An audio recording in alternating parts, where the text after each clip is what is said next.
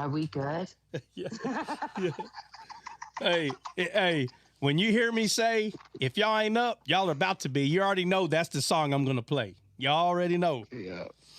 You already know. That's my favorite part. Like out of nowhere, she just bust out, screaming. You're like, are we good?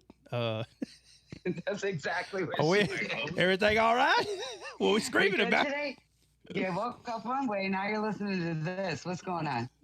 Yeah, yeah, She's like, you woke up super pleasant today, and uh, now we're listening to this. Are yeah, we good? yeah. Are we Are still we good? are we still pleasant? It don't sound very Are we pleasant. so pleasant? Are, Exactly. are we in Eden right now, or what? We in the world right now, or what? That's what Dre can't stand it, boy. He don't say it, but he basically said he don't care what they're talking about. All he hears is just like, yeah. So, yeah, I don't know if there's ever anybody in here. Uh, Rahab, great songs. I don't recognize that name or picture. So if you like those songs, Rahab, just find this logo right here on whatever music platform you listen to. They're all on there. Well, a few of them aren't, obviously, because the new album, we'll be dropping it here pretty soon. I invited them. Okay, yeah. Oh, man, what's going on here? Say anything about me. What happened? What? And I was about to say you better not say anything about me. What do you mean? I didn't do it. I didn't do it this time. What? I don't know. The songs. Oh, yeah, yeah. No, It's sorry. either something about me or something else in general. Oh, yeah. Uh, let's see. What's going on, brother? What's going up? on, family? What's the deal, man? First and foremost, you know I love you. I love you with everything that's in me, my brother. Everything, There's an everything. object on road ahead. Oh my lord, there's an object.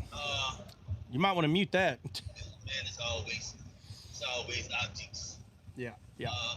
Did somebody make a mistake and send me some money or something on them, all them gifts? Like I feel Did I'm somebody? so not worthy. Like That was somebody Jeanette. make a mistake. I was about to say that was Jeanette. Yeah. Did you make a mistake? Did you try to send that to the sensei, the rabbi? You got a twitch of the You thumb try. and the index finger. He said you're trying to sell it to the 18-wheel rabbi. Yeah. So try. Man, it's always questions with your music. What's up? What you got? Until you, right? Say I was a whitewashed tomb until you. Yeah.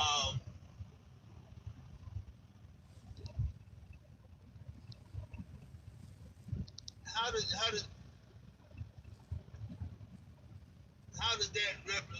that relate to us? Like when we were outside of the Commonwealth of Israel, like when Jesus said to the Pharisees, right, how they pretty much were hypocrites. What's your thought when you say that in that aspect? You're asking why am I saying, like in the song, why does it say like I was a whitewashed tomb? Yes. Yeah, that whitewashed tomb, all that means is pretty on the outside but dead on the inside. That's all it means. So Gotcha. anybody who's not born again, that's what you are. Except the scribe and the Pharisees, they used the outer appearance to look good. So Jesus was addressing that. But if you pay attention to everybody in the world, literally the mass majority, that's what mass majority of people do. Yeah, that's why we use in construction when we're doing a house or apartment. That can be the whitewash. It's just a cover up. Just make it look pretty on the outside. That's Yeah. Yeah. Alex said Catholics. Yeah. I guess I was looking at it from like the, but Everybody do it. You right. Yeah. Um, Everybody, the whole world, even people who say they don't even believe in God, there is no God, all this. Like look at some people that we put in office, right? So right now the Democrats, they can't stand Trump. They think, there's even knuckleheads that say he's the Antichrist. They done freaking went Looney Tunes, that he's the Antichrist and all this crap because they hate him in the sense of their party. They anything they can say to like show the Republicans how evil the Republicans are. Y'all put the Antichrist in office, crazy stuff. But they a Democrat will say, they'll ask you like, why did you vote for him? Why did you? And all this is to shame you because this person is so bad. Wow, how could you put that person in there? And it's all about shaming you because if we can prove that this guy's a lunatic and he's crazy, the Republicans, shame on y'all for putting him in the office. Like that's the attitude that you're going to get, right? But the truth is, what's funny to me is I don't understand. Like, is the presidency seat of America, is that? Are we supposed? Is that? Does the title of the election say "Choose Your Messiah"? Is that when you go to the poll and you vote? Does it say which Messiah do you want? And people were like, we want Trump as Messiah. That's not what the poll says, right? But these lies that he's supposed to be like a god or a Messiah or Pope, whatever name you want to give it, higher power, that's not what the poll is for. The poll is for who's going to be president. Okay, that word president is no different than president of the book club. Who's going to run the book club? That person is. That's it. It's a person who's going to run it. That's all it is. The title doesn't say king. It doesn't say Messiah. So what I'm saying is he was not chosen to be anything other than someone that's going to run this country, a big Walmart. He was chosen to run a big Walmart. That's it. Okay? So no matter who runs for that position, they're going to treat whoever, right? They're going to treat whoever is choosing the person to go in there. The first thing they're going to do is start attacking the person's character, their outer appearance. This person could be whatever person is on that ballot that is running to be president. They could be Satan themselves, and people in this world is still going to try to ruin the outer appearance. And the outer appearance, now again, according to God, doesn't matter. That's why Jesus called the scribes and the Pharisees whitewashed tombs, because your outer appearance, that don't matter. In this world, we try to act like it matters. Well, in the sense it does matter on different levels, but I'm saying not in God's eyes, it doesn't, right? So anybody can be pretty on the outside, but just not quote unquote pretty on the inside. That could be anyway. And the whole world does it, right? The whole world does it, man. Everybody has been a victim, and they have been the person that is victimizing other people regarding good behavior or bad behavior. Want to hear a joke? Yeah, Sadie, put the joke in there. Please let it be clean. Go ahead. So, with you saying that, I got a couple more, especially with Samson, right?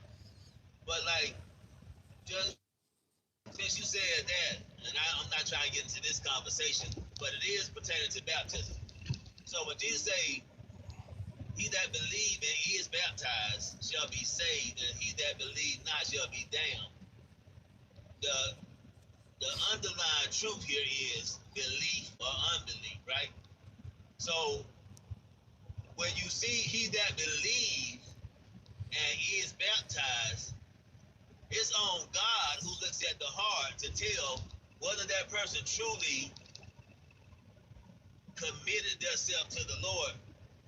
Because you believe people can go through the motions and think that they really committed when they really didn't.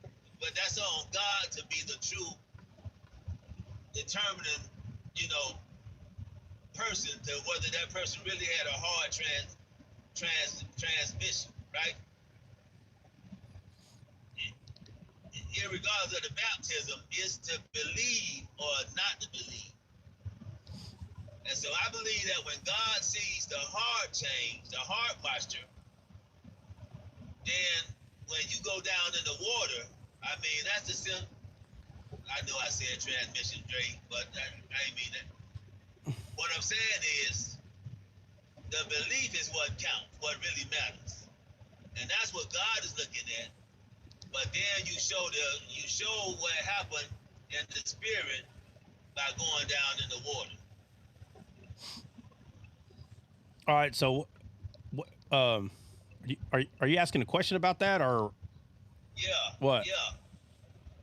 What? It's a matter primarily of belief or unbelief. For what? For salvation. Like, yeah, it's just people hold on. It's just belief. Yeah, it's just belief. That's it. That's all it is. So, if someone believes in what God did, in the sense that their sins have been paid for. So what is the whole purpose of the good news? It tells us in the Old Testament, their warfare is over. The war is over. And there are people that they still don't believe that. They don't believe that the war is over. They think that the war is still going on in the sense for salvation. The war is not going on. You're not fighting to be saved. People who are not saved, they have to believe in what Jesus did. They have to believe in that he's the one that conquered the war of sin. The Old Testament shows this in so many ways, but it was what he did that conquered sin.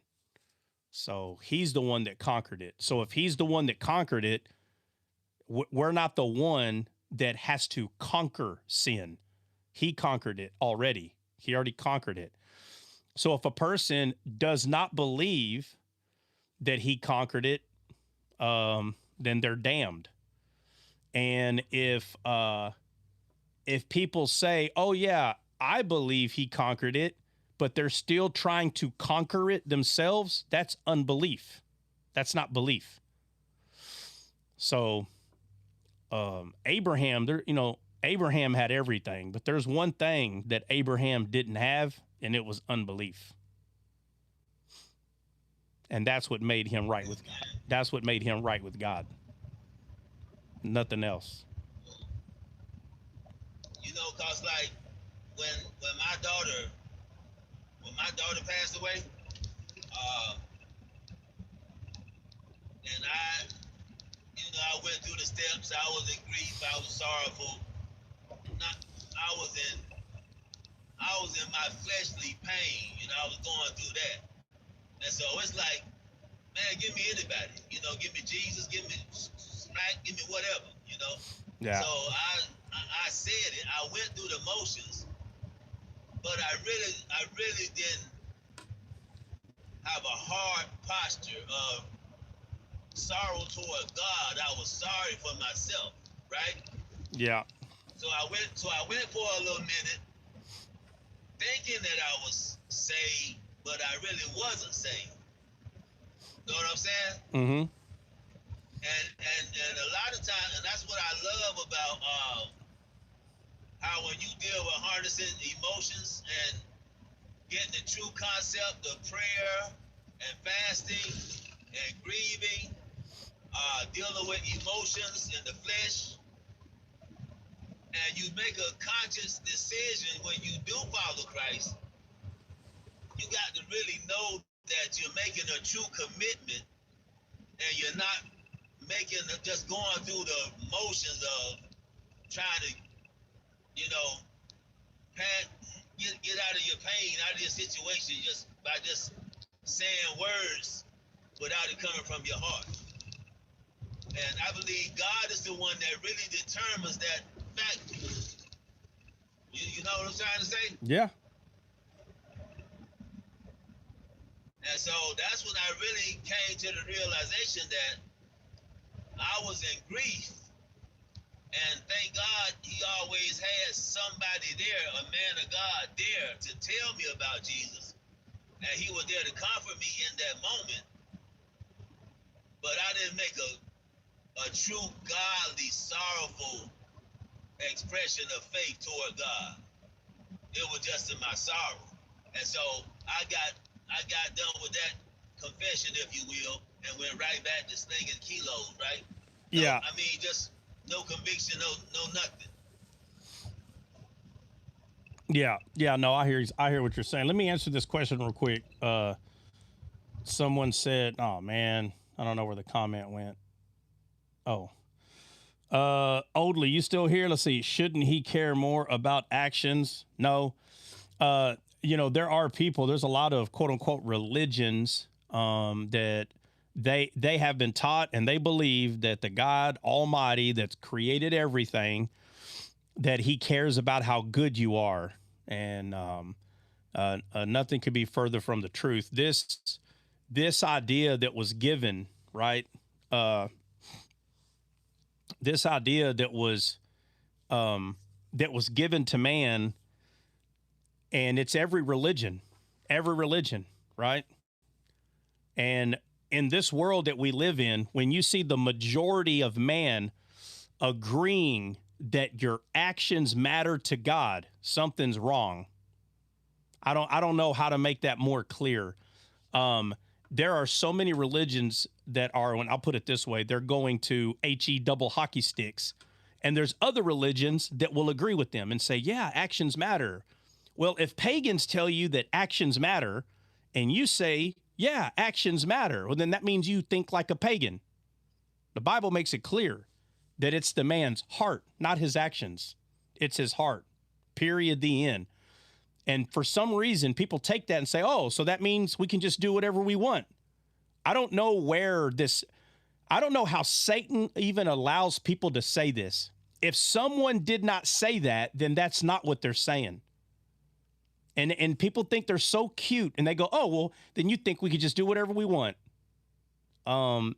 That's not what the person said. So the fact that people like to lie and say that that's what people are saying kind of makes me think that you just like lying then, so you're a liar then, and you like it. You like to lie because, that's not what I say, but yet people will say, because I'm telling them actions is not what God looks at, they'll say, oh, well, then you can just live however you want. I don't even know. I don't understand where this comes from. I understand how you are calculating that all on your own, but if the person is telling you that's not what I said, then that's not what they're saying, regardless of how much you want them to be saying that. The actions is not what God looks at. He looks at the man's heart, okay? And through the man's heart, the man's actions will be right because of his heart. The man's not right, and then he gets a new heart. No. The man's heart, which he received first, without actions. Your actions is not what got you saved. Anyone that claims to be saved through Christ, it was not because you were so good you got saved. That's a lie from hell. You were not so good, and God recognized it, and he's like, oh, wow, you're amazing, saved. That is a lie.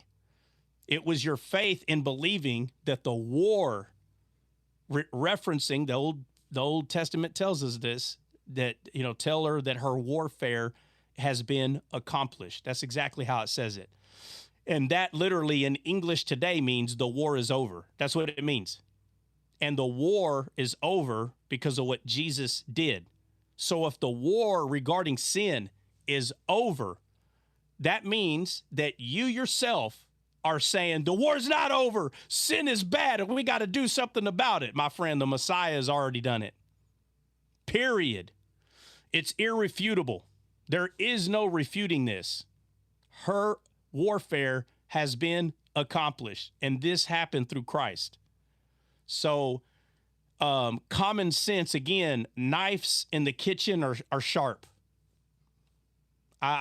Sin is bad, but the root of sin is what Christ took care of. And because of that, we have a new heart. And our new heart is perfect in him. And there is no sin in your spirit. I don't give a crap what anybody says. I don't care. I'm not going to waste time even arguing about it. Your spirit is perfect in every way. Your spirit, soul, and body, and 1/3 of you is wall-to-wall Holy Spirit. And you have been sealed with the spirit of promise the day that you believe that your warfare has been accomplished, or her warfare has been accomplished. The war is over, and you cannot add to that. You can't just pick up where you left off and start being good again. No, no, no. That's not even how the law works. If you broke the law one time, you missed it. There is no redo. I don't understand this with people. The law is very simply a sheet of glass, and it was handed to you perfectly. And I don't care if there's a microscopic scratch on it, your piece of glass is trash now. Period. You don't get a redo. You don't get another piece of glass. So this whole idea that you broke the law and now you can tell God, I'm sorry, and you get a new piece of glass, I don't know where that crap comes from. That's a lie. The new piece of glass is Jesus. That's it. The piece of glass you had is ruined. It's done. It's ruins. It is in the ruins. It's burnt. It's ash. I don't care how pretty it looks to you. I am saying there is a microscopic scratch on it somewhere. God knows where it's at. Everybody else may walk by and see your piece of glass you're holding, and it may look perfect. You may Windex that bad boy every day, but it don't matter. That piece of glass is garbage. And one piece of glass, a perfect sheet of glass, was given to the world, and you're either touching that glass or you're not touching it. You're either part of that glass or you're not part of that perfect glass. But the glass that was given to you, the one that was given to you, and God said, in order to get to heaven, this thing better be handed back to me perfectly, exactly how I handed it to you, or you ain't getting in. And my friend, the Bible makes it very clear. All have fallen short. All. Which means your glass may look perfect, and you may put Windex on it every day, right? Every day. Look how pretty this is. Look, look, look. Look how pretty. Look, look. It's all trash. That glass that was given to you, and I'm calling that piece of glass, everybody had a chance to obey the law. And the first time that you did not obey it perfectly, it was shattered. You don't get a new chance. You don't get to say, oh, well, God, forgive me. Let me try again. There is no try again. I do not understand where this law, where this understanding of the law comes from. You either obey it perfectly or you miss it. That's it. And guess what? Because every man missed it, a whole new sheet had to be given. And now that sheet is held by one man, Jesus. And you can't have it, but you can hold it. And once you grab that sheet, you become one with that sheet, but you don't get another one. You don't get another chance at the law, man. Once listen, I agree with that. I just think there's misconceptions on both sides, because most people will tell you, yeah, I don't know. This is how I see it. I try to give grace on both sides. I just think that when people, like how Paul says, just because now that you have grace, does that give us a license to go sin? Absolutely not. So Paul's still talking about there is a sin out there. Right? Yeah, but not the root sin. That's not what he's talking about. No, the root isn't there, but that's what I'm saying. Just because you got a new windshield doesn't mean that you say, oh well, my windshield's cracked, so let me just bust it open, wide open, because who cares? Well, right? I mean, but that's what I'm saying though, Dre. Like the idea is that like what you're saying has to be expressed. It doesn't. Like where does the idea that I have to express that doesn't mean you can just do whatever you want? I don't even know where that came from. Where'd that come from? That's not what I said. Paul, hold on, but that's not what I said.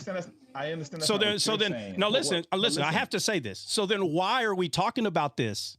If that's not what I'm saying, why are we talking about it? Miscommunications. From who? Who's misunderstanding what I'm saying? When somebody comes in here or without listening long enough, they're gonna think that you're saying, oh well, then I can address it then. I can address it then. But I'm saying, but you don't understand. I mean, but you don't misunderstand what I'm saying. No, I Okay, get so it, then, I think there's people that do, even that are around you. I think there are people that do because they that make do it what? seem like That do what? that misunderstand you.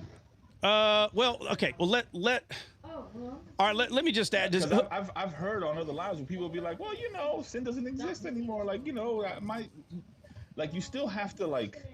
You still Okay. have All to right. Well, live okay. a I see what life you're saying. that My is- bad. My bad. yeah. My bad. I see what you're saying. All right. Let me address what Dre is saying. So, guys, the sin that is no more is the root of sin. It doesn't exist. Jesus replaced the last Adam. That last Adam, let's just call him a root so you can understand. A root of a tree. Let's just so you can understand what it is I'm trying to say. Adam made a tree bad. Let's just understand what it is I'm saying. He made a tree bad. Adam did. And Jesus replaced that Adam, which means the tree has a good root now. So there is a difference between the root of you, meaning your spirit has no sin in it, but you can commit a physical sin in this world, but it's never going to corrupt the root. Let me be real clear about what it is I'm trying to say. So I'll say this again. The first Adam, and it is hard for people to understand this. And what Dre is saying is people go around saying, I don't know exactly how they're wording it, but I have no more sin. And that's not wrong to say that because in your spirit, you do not have sin. So if you commit a physical sin of action out here, where people get confused is the human, holds you accountable to that sin. So if you steal something, the human, listen to what I'm telling you, they will throw you under the law and condemn you to hell because you stole something. But in your spirit, there is no sin. This is why it's called the good news. It is too good to be true. Matter of fact, it is so good. It's too good to be true that people are afraid because they think that can't be true. They think it can't be true. So when you're telling people that you have no more sin and you don't specifically show what it is you're saying, I don't know why that would be. Maybe people go as far as to say that the 10 Commandments are a sin. Like, what are you talking about, bro? Like that you know me, that's gonna irk me to no end. Well, Like, I always ask somebody, what do you mean? What do you mean the 10 Commandments? Most of the time, what I have learned is most of the time what they're trying to say is if they're doing the 10 Commandments for salvation, that's a sin, and it is. If you're doing it for salvation, it is a sin because you can't earn your way into heaven. Your flesh cannot inherit the kingdom of heaven. No man can do the law so good that he can bypass Jesus and enter heaven and say, I made it. I made it, right. Lord. And, okay. And So, I would agree with that. And I would also say that you can't even keep the law of the Messiah because they say, I keep the law of the Messiah. You don't even keep that.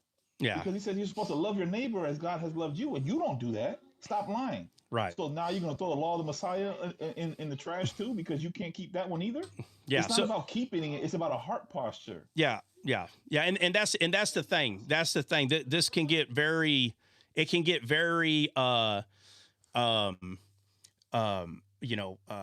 tangled. All this can get, it can get very tangled because it is very true that if a man says that he can obey the law perfectly and that's all he needs to get into heaven, it'll never happen. The person will not enter heaven. No man will be able to enter heaven and tell God, Lord, I have the same sheet of glass that you've given me. Look at it. It is perfect. There's not a scratch on it. And I did it all by myself. That is a lie from Satan. It will never happen. So the sin issue has to be taken care of by a perfect Adam. And that part has already happened and no one can refute it. So that is what the focus is on. It's not about, the focus should not go away from who we are in the spirit to who we are in the flesh. That should not, that's Satan's tricks, is to get us to look at our flesh. I think a lot I think a lot of people confuse it and thinking that we're saying that, oh, we could live whatever we want, however we want. Well, The Bible tells us that we're not practicing sin, right? We don't practice sin. yeah. Even though What we I fall short. So what Yeah. Paul is saying in the words of, like in a descaled way, just because the root of sin is done away with does not mean that you have a license to go do physical sins on the outside. right, but Paul. Exactly. Okay, but Paul wasn't saying that. People are asking Paul this. Paul wasn't preaching that. That's something that needs to be understood. Paul didn't just out of nowhere say, and guys, by the way, don't think I'm giving you a license to sin. No. Paul was asked this question more than once.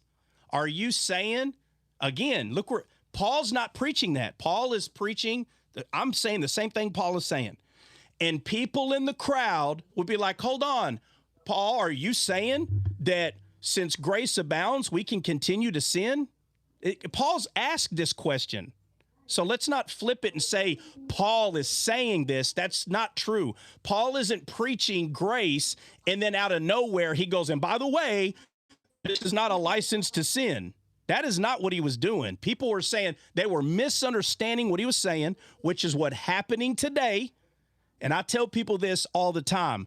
If people are not stopping you and asking you, hey, whoa, Trot, hold on.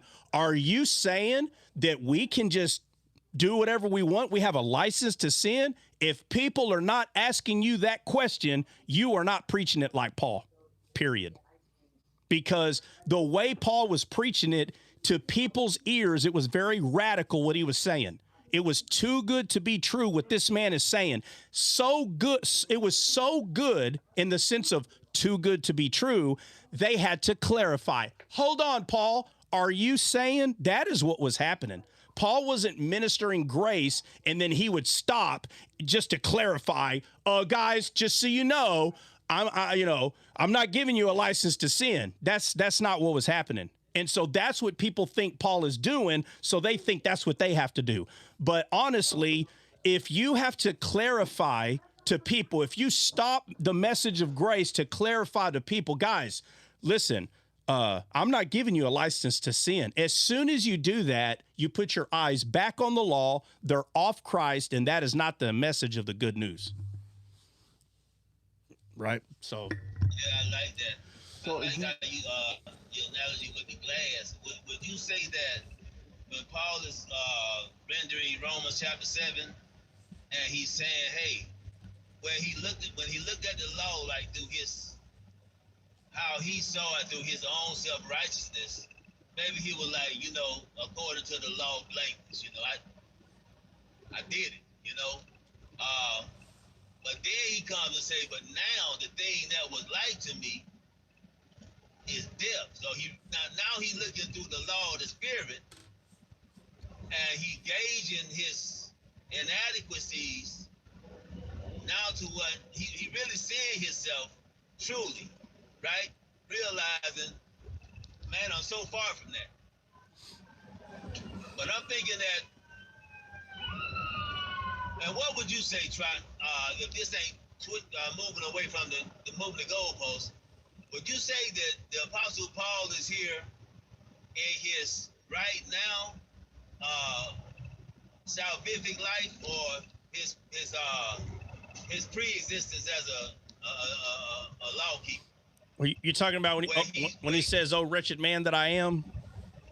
Yes. Yeah, I don't know what's so hard about this, and I'm not talking just to you, Amazing, but I don't know how this, like, I don't understand how this keeps, like, not being understood what's happening with Paul's letter. So Paul was talking about the past him. It's so easy to see. He says all this, and then he says, who will deliver me from this body of death? So when he's writing this, was Paul already saved? Yes. Yeah, he's already saved. So he's not asking right now, oh, who will deliver me? That's not what he's doing. He's talking about the past him, because he was already delivered by Jesus. That's why he says, I thank God by Jesus Christ, the one that delivered him. This is why I have a problem. This is why I have a problem with that. Like I just said, you don't see him having that conversation where he gives his resume as to how he was, according to the law, blameless. Like, it's not like he's having this. I don't think he's even saying that he's struggling. I think he's giving a deposition of the struggle, right? The conflict of war of the flesh and the spirit. Yeah, well, okay, so that's, I know, and that's what, okay, what people are doing today, look, the majority of us, okay, excluding Dre and a few others,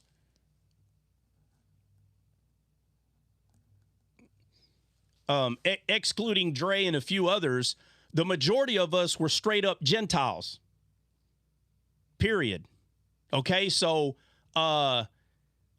when we try to compare the way we view the world in the eyes of Paul, you do yourself a disservice. Paul did not have vices of sin that a lot of Gentiles have or had.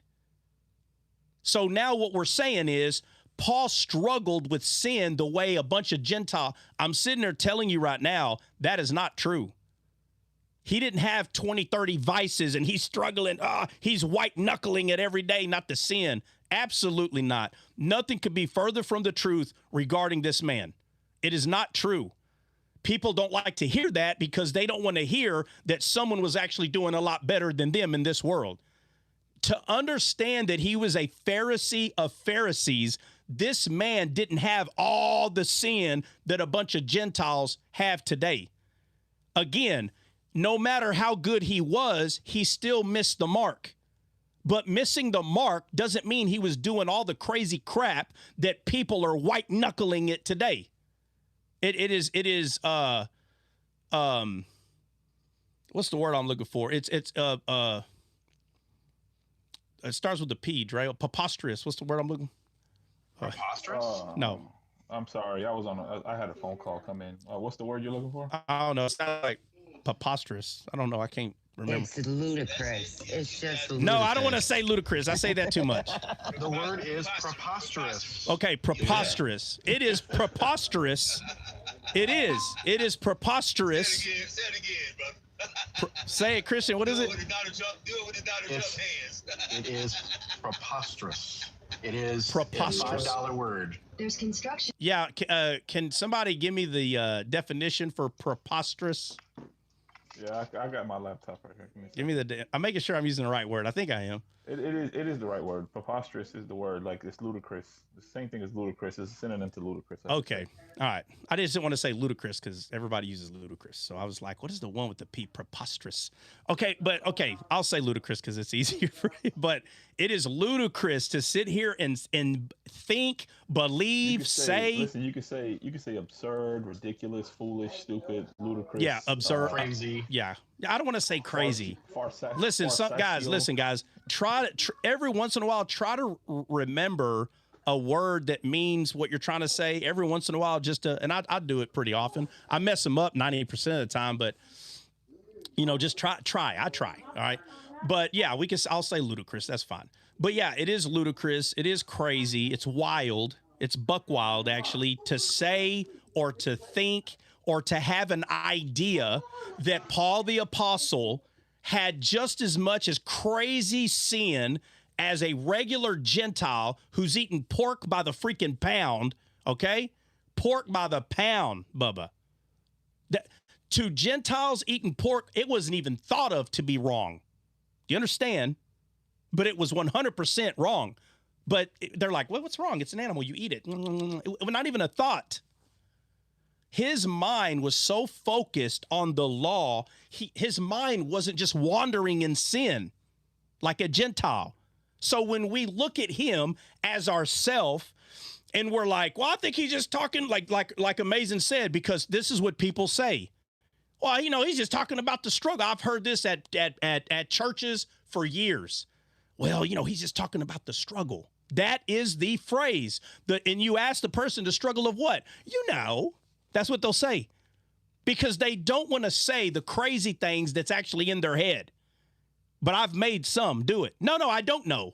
What do you mean the struggle? Tell me what, No, bro, I don't know. Tell me. Well, you know, when you go to the supermarket and you just see this fine little thing and you just got to look. Bro, Paul was not doing that. This is crazy to me. Okay? He wasn't doing that. He wasn't looking at people partying and was thinking, woo, man, if I can get that blow one more time. Paul was not doing this. Stop allowing people to lie to you that Paul was talking about the struggle. Not like that. He was not, bro. That is not what he was doing. He was saying that the struggle, one of the main struggle that he's talking about is the law, how the law is demanding perfection out of him, and not even he can be perfect. Okay, so he's not white-knuckling it, wanting to sin. It's just that all of us understand before we were redeemed through Christ, it was different. Your mindset was different. And Paul said, who is going to redeem me of this body? He says, I thank God through Jesus Christ. It already happened. This man was saved for several years already. He wasn't writing about the struggle. This is the biggest lie about this right here. This is what people use to say that it's okay. See, it's okay. It's a lie from the pit of hell. It is not okay. No, it is not. You're not normal because you're white-knuckling sin. That is not okay. Absolutely not. That's not what Paul was talking about. Amen. And I'm with you on that. Yeah. However, why then does he say? In 2 miles, take the interchange on the right. Why then does he say, but I see another law in my members, right? Yeah. As if you're saying that he's looking back, right? Uh-huh. But he sees this law in his members. Mm-hmm. That's supposedly bringing him into captivity, if you will, not that he's in any type of sin. Is that not like a right now situation? But that's what I'm saying, Amazing. You can take it as he's saying it right now. I just went over this. You can take it like that. He's still going to speak that way. He's still going to say, but in my members, I still find this thing. The way he's saying it, there would be no need for him to try to make it sound past tense. The thing that brings all this together is when he says, who's going to save me from this body of death? So now that means that the way you're reading it, he's not saved yet. Because he said, who's going to save me? So is he saved or not? He's saved. Man. He's saved, bro. Okay, so if he's saved already, how long has he been saved before this? Years, bro. Years. So you can't just take one area and say, well, he's talking about the now. Okay, fine. Then we'll go back to what I'm saying. Paul says, who will save me? That means he's not saved. If we're going to read it the way you're saying it in the now, he said, who is going to save me? Then that means he's implying he's not saved yet. Rob, can I ask something? This Romans 6, 7, and 8 and 9 is one of the most misunderstood things in the Bible. That is not what he's saying. I'm telling everybody, go read this again and understand that the point Paul is making is Jesus saved him from this struggle. Jesus did. He's not asking to be saved from this struggle. Such a lie. It's such a lie. I'm gonna need hold on, Alex, give me a second. I'm gonna need like a personal face-to-face counseling session because I'm not getting it, dog. Huh? I said I'm gonna need a personal counseling session because I'm telling you, when I read chapter 6, it's not registering for me, bro. What's not registering? It doesn't registering. What doesn't? Like the whole thing of like not behaving like the way, like I don't know. I see him speaking like midrash. I don't understand. Like he says right here. He says, if we have died with Messiah and we believe that we shall also live with him, we know that Messiah, having been raised from the dead, is no longer dies. Death no longer is a master over me. For the death he died for sin once for all. So sin is done once and for all. He says, but the life he lives so also continually count yourself both dead to sin and alive to God in Messiah Yeshua. Verse 12. Therefore, do not let sin rule in your mortal body, so that you obey its desires, and do not let yielding your body parts to sin as tools of wickedness, but yield yourself to God as those alive from dead, and your body parts as tools for righteousness. For sin shall not be a master over you, and you shall not. For you are not under the law, but under grace. All right. So why even before that? All right. Hold on. Why did he end it with "You're not under the law, under grace"? Why did he end it with that? Because he started off in verse 1 saying, "What shall we say then? Are we to continue in sin so that grace may abound?" Right. He said. Absolutely Hold not. on. He said that, or people are asking him that? No, he's saying that. See, Dre, listen, trust me. When I go over this with you in person, you're no longer going to see it like that. I don't know how you see that like that. Paul was asked this question, and I can prove it, bro. So what now? So this is going to be the issue with this. Is Paul preaching grace, and then when he's done, he's like, and guys, remember, you don't have a license to sin. That is what you're saying Paul preached. That's not how he preached his grace, bro. No, I understand that. Okay, you're dead to sin once and for all, but he's saying just because you're dead once and for all to sin, he said, therefore, well, there's a therefore, there must be a wherefore, right? Right. So he says, therefore. Keep reading. Therefore, what? Don't let sin what? Do not let sin rule in your mortal body. Keep reading. So that you obey its desires. So you don't. Okay, keep going. Okay, and do not keep yielding your body parts to sin. Well, keep reading. Why? There's a reason. Okay. There's a point he's getting to, bro. Right, as tools of wickedness. Right. Keep going. But what? But yield yourself. To what? God. Right there. Okay. Right there. He's literally saying, don't be sin conscious, be Christ conscious. That is what he's talking about, bro. Right. And if you're God conscious, you're not sinning. Right. So the focus is not the sin, bro. But the focus is not sin. The focus. Hold on. Hold on. If I listen, I don't listen again. The focus is not to be sin conscious. It's to focus on what you are, a tool of righteousness. You're supposed to focus on that. When you tell someone, well, you don't have a license to sin, you are doing the opposite of what Paul is trying to tell people to do right here. I'm telling you. No, I get that. What I'm saying is that if you truly are God conscious, like somebody claims to be, right? I'm using your words. You claim to be this. Yeah, Christ conscious. You should not be running around here cheating on your wife as a lifestyle. You're not. Of course not. But again, notice how what you did though. You said, well, if you are Christ conscious, and then you went right back to sin. You shouldn't be sinning.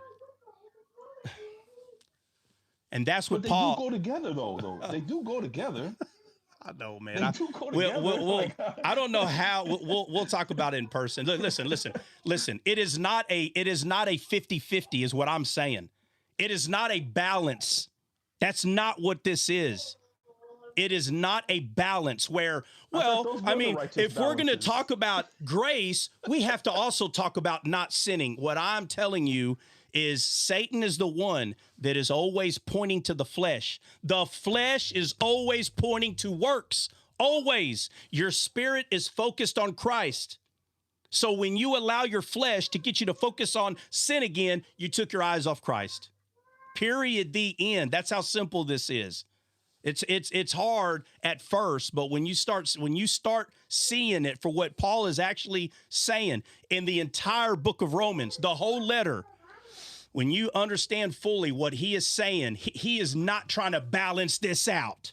That you're going to preach grace and then make sure to remind everybody, don't sin. As soon as you do that, you put the person back under the law. As soon as you do it. The focus is not, nobody has to be, put a 1 in the chat if you need a reminder that sin is bad. Put a 1 in the chat. Who needs a reminder that sin is bad? You know what's funny? Nobody does. So the question is, what makes us think that we have to remind someone that sin is bad? The flesh. It ain't the spirit. The flesh is enmity to the spirit. The Spirit is telling you who you are in Christ. Your flesh is telling you, you better behave. You better not sin. It's the flesh doing that, not the Spirit. The Spirit has your eyes on Christ the whole time. We'll go over it in person. We need to go over it in person. That's what it is. So can we talk about those mountains? Yeah, we can. Deuteronomy 11. Yeah. All right, I'll be right back. Yeah. Bring it up and read it or whatever. I'll be right back. All right. Ha ha ha ha! My chance to preach on the law now. I'm joking. Deuteronomy what? Where are we That's going? what people do in the chat. They start attacking you like, oh, ignorance and blindness. Shut up, donkey. We already know. Wow, Where are we going, Dre? Deuteronomy chapter 11.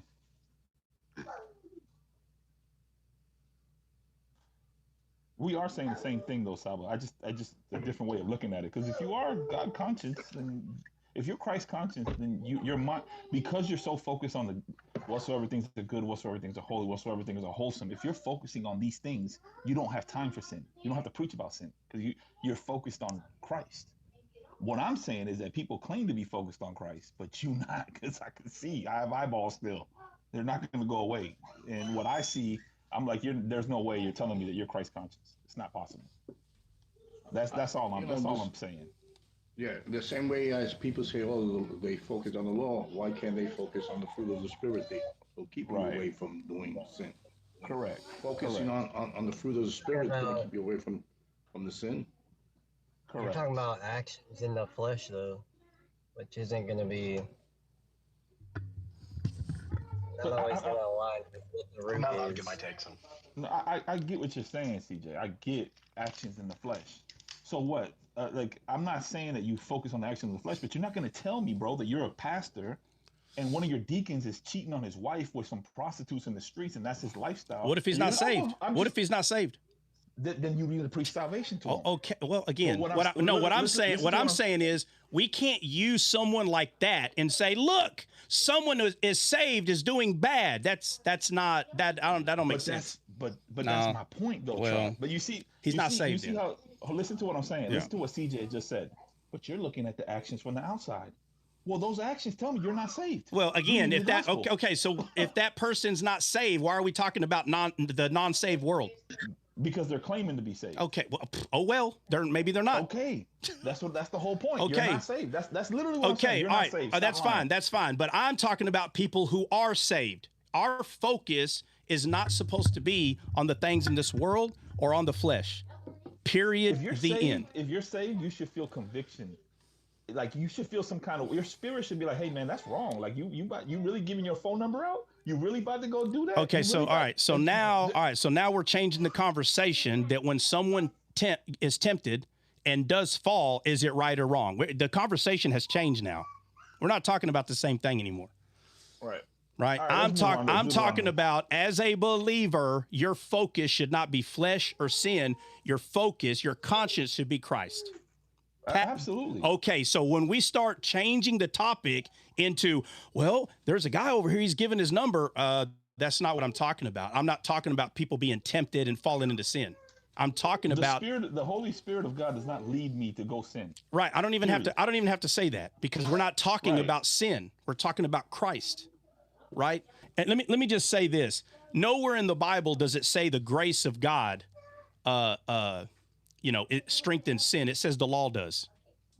So the law is what strengthens sin. Telling people don't be bad, law. I'm telling you, that is what strengthens sin. So when I'm talking about the grace of God, how much God loves people, that our minds need to be Christ conscious, that does not lead to sin, nor does it strengthen the sin. As a matter of fact, the complete opposite. It's the law that strengthens sin. So bringing up the law, pointing to sin, talking about sin. Hey, why are you sinning? That mindset is what causes people to sin, not grace. That's a lie. I don't know where that. Maybe I'm just seeing it from a practical ministry sense. Like when you have a church and a congregation, like you have to, like you preach the gospel to your leaders. Like they got to be sat down, bro. Like I don't. It's a different conversation. We'll just leave it alone. Yeah, that's what I'm saying. Well, no, but that's what I'm saying. I think what's happening is there's a lot of questions that are outside of what it is I'm actually talking about. You know what I mean? Correct. Because I agree. yeah. All right. And I think people misunderstand you. I understand That's their exactly fault. what you're saying. Well, 'Cause I that's their agree. fault. I That's their agree fault. with you. No, That's their fault. You no, know, I and get it. no offense to I them. get it. No offense to them. You just can't be running around TikTok saying, "Well, G-Scale taught me that." No, absolutely not. Yeah. Stop it. Yeah. Stop it. Yeah. So, Anyways. and it's the other side too, that people just can't go around lying about what it is I am saying. That's stupid, right? So that's a sin, by the way. Lying's a sin. I agree. You're breaking one of the 10 Commandments. You're going to hell. That's right. That's true. Facts. You better have Christ. I don't know what else to tell you. So you better have him. All right. Deuteronomy chapter 11, I'm going to start in verse 26. It says, "Behold, I set before you this day blessing and a curse. A blessing if ye obey the commandments of the Lord your God, which I command you this day, and a curse if ye not obey the commandments of the Lord your God, but turn aside out of which I have commanded you this day, to go to other gods which ye have not known." Verse 29, this is the one that I wanted to talk about. It says, "And it shall come to pass, when the Lord thy God has brought thee into the land whither thou goest to possess it, that thou shalt put a blessing upon Mount Gersium, and a curse upon Mount Ebal." And these two mountains were the ones that I was looking at through one of the daily studies. And I was like, okay, both of these mountains are bad. Yeah. Like, spiritually speaking, all right. Well, by names. hold on. I'm like, oh. Yeah. Okay. So one of them is supposed to be a branch or cut off, or one of them is cut off, or it actually says leafless. Okay. Leafless. All right. Let's do the first one first. Gersium. That's the first one you said. What does it mean? All right. Let me go back to it. All right. Because I don't remember which one. Yeah. I think this. Ebal should be leafless or like naked branch is what I remember. Gersium is cutting off. Okay. Dwelling in the desert is what it means. Yeah. And then the other one means leafless, basically. It says stone, a bare mountain, leafless. No vegetation. It's basically what it's saying is that there's no foliage. That's what the bottom line is. Yeah, right. Okay. So, all right. So now the story around this, so everybody understands, like, Dre, just like in a paragraph, what is what is happening right now? What is taking place right here? He's basically telling them, when you go into the promised land, this is what you're going to do when you go into that promised land. All right, now watch this. Is Gersium and Ebal, are they in the promised land?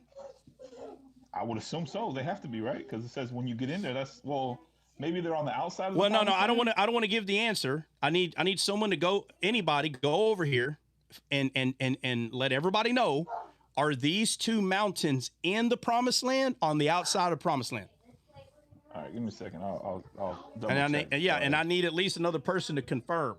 Go find out. I don't care if you got to pull up a map, find out where the land of Canaan is, because it does matter. We need to know exactly where these mountains are.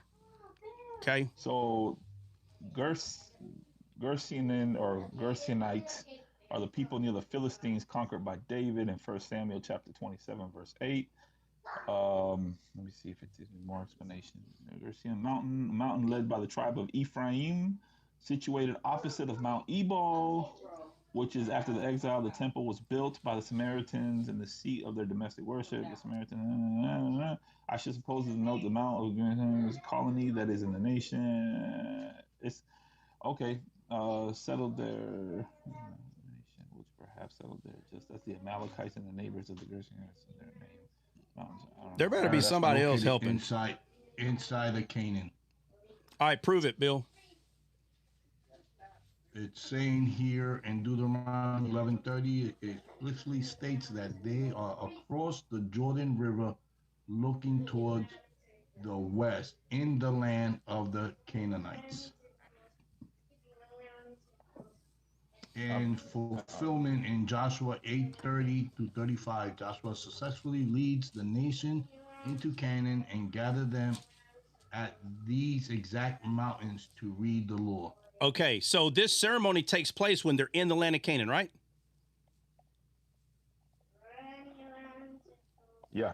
All right. Let's go to that. Let's go to that chapter. Let's find where this ceremony takes place. God says, I need you to bless this mountain, and I need you to curse this mountain. And when they go into the land of Canaan, the ceremony takes place. So let's find the ceremony and let's see where are they standing geographically when the ceremony takes place. Joshua chapter 8, 30 through 35 is where that takes place. And it's after they entered the land of Canaan.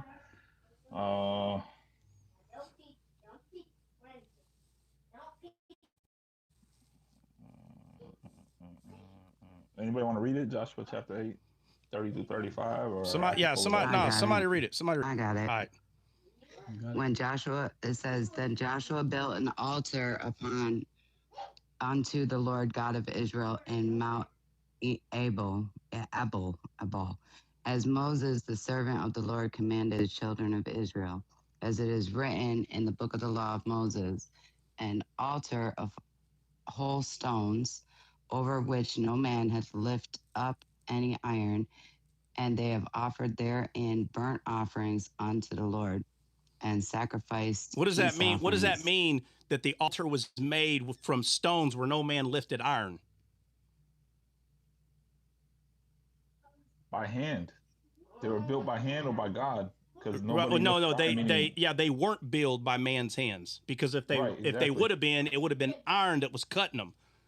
Correct. So that means there are stones that are being used to build this altar that were not made with man's hands. Right? Which is pointing to that this would be as close as they could get of being faithful to God, that what they're doing, their own hands are not going to be able to say they did it. Right? So again, it takes away works. You understand? All this is done by faith. So now the smart aleck would say, well, it's not done by faith. They had to move the stones there. This is a huge problem when you have people that don't understand why the Bible is written the way that it's written. It's not just trying to tell us, well, all it's saying is that, they didn't have to sweat, right? They didn't have to work hard. They didn't have to chisel. The stones were already so perfect. They didn't have to. No, bro, that's not what it's pointing out.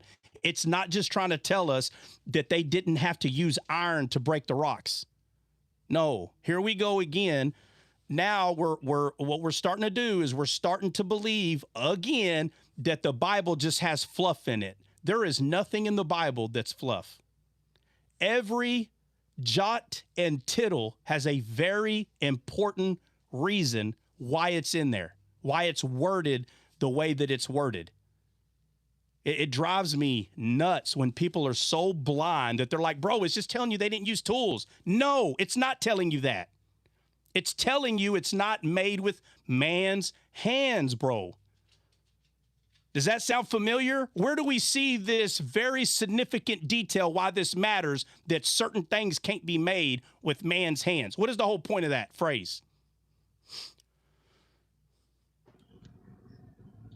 The temple, the body of Christ. Yeah, but where is it at in the Bible? I think it's in Matthew. Hold on. It's in a lot of places, but somebody find one so we can read it.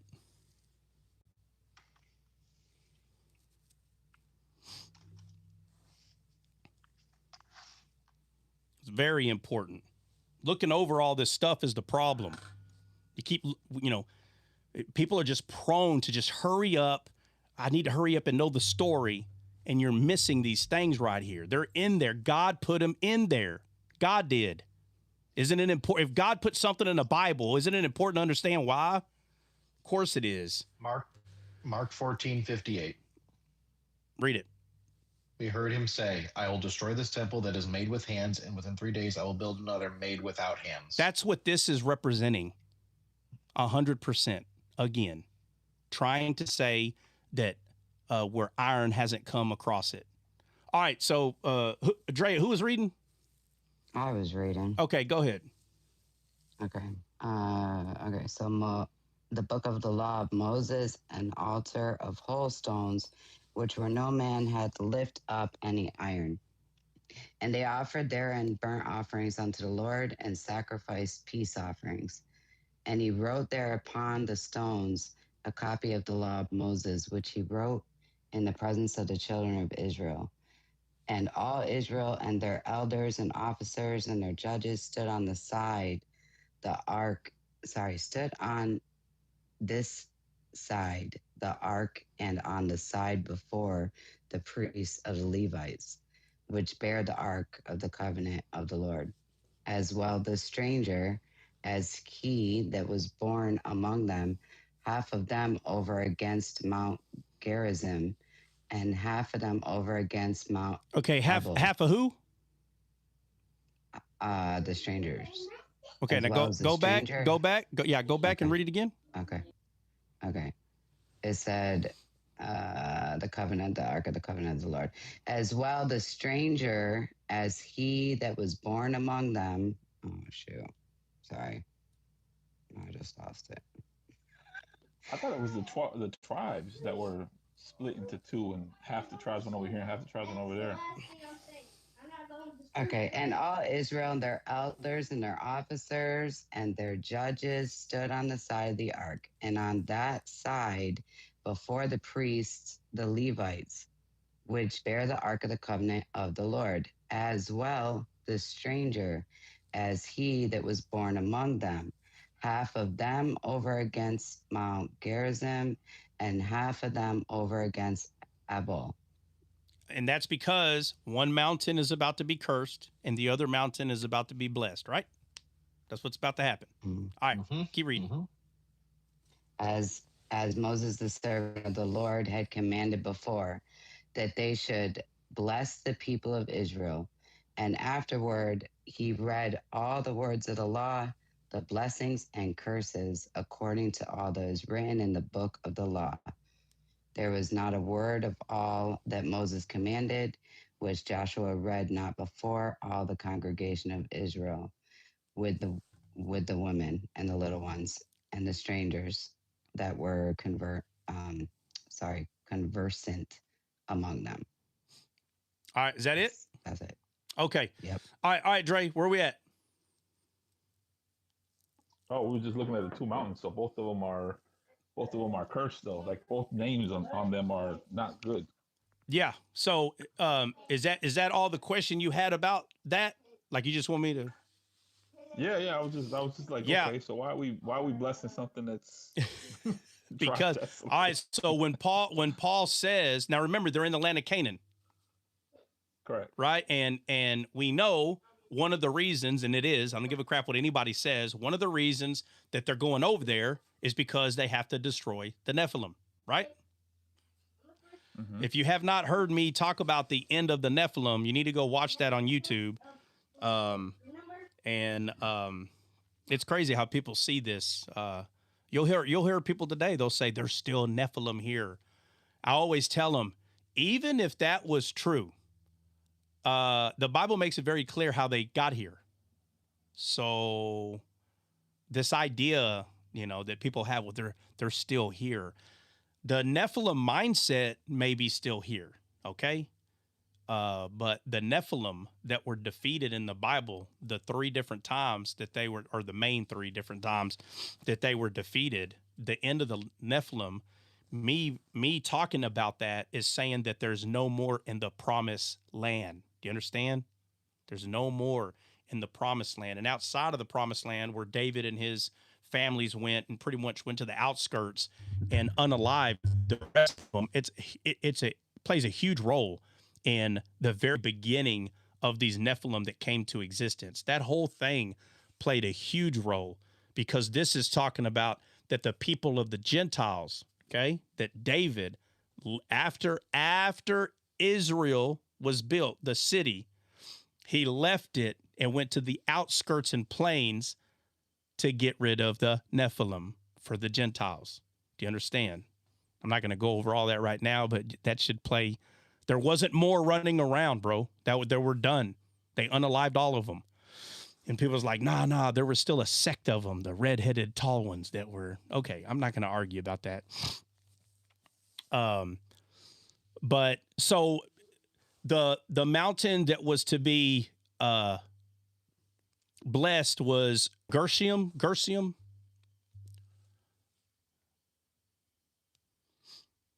Dre? Yeah, you're talking about me.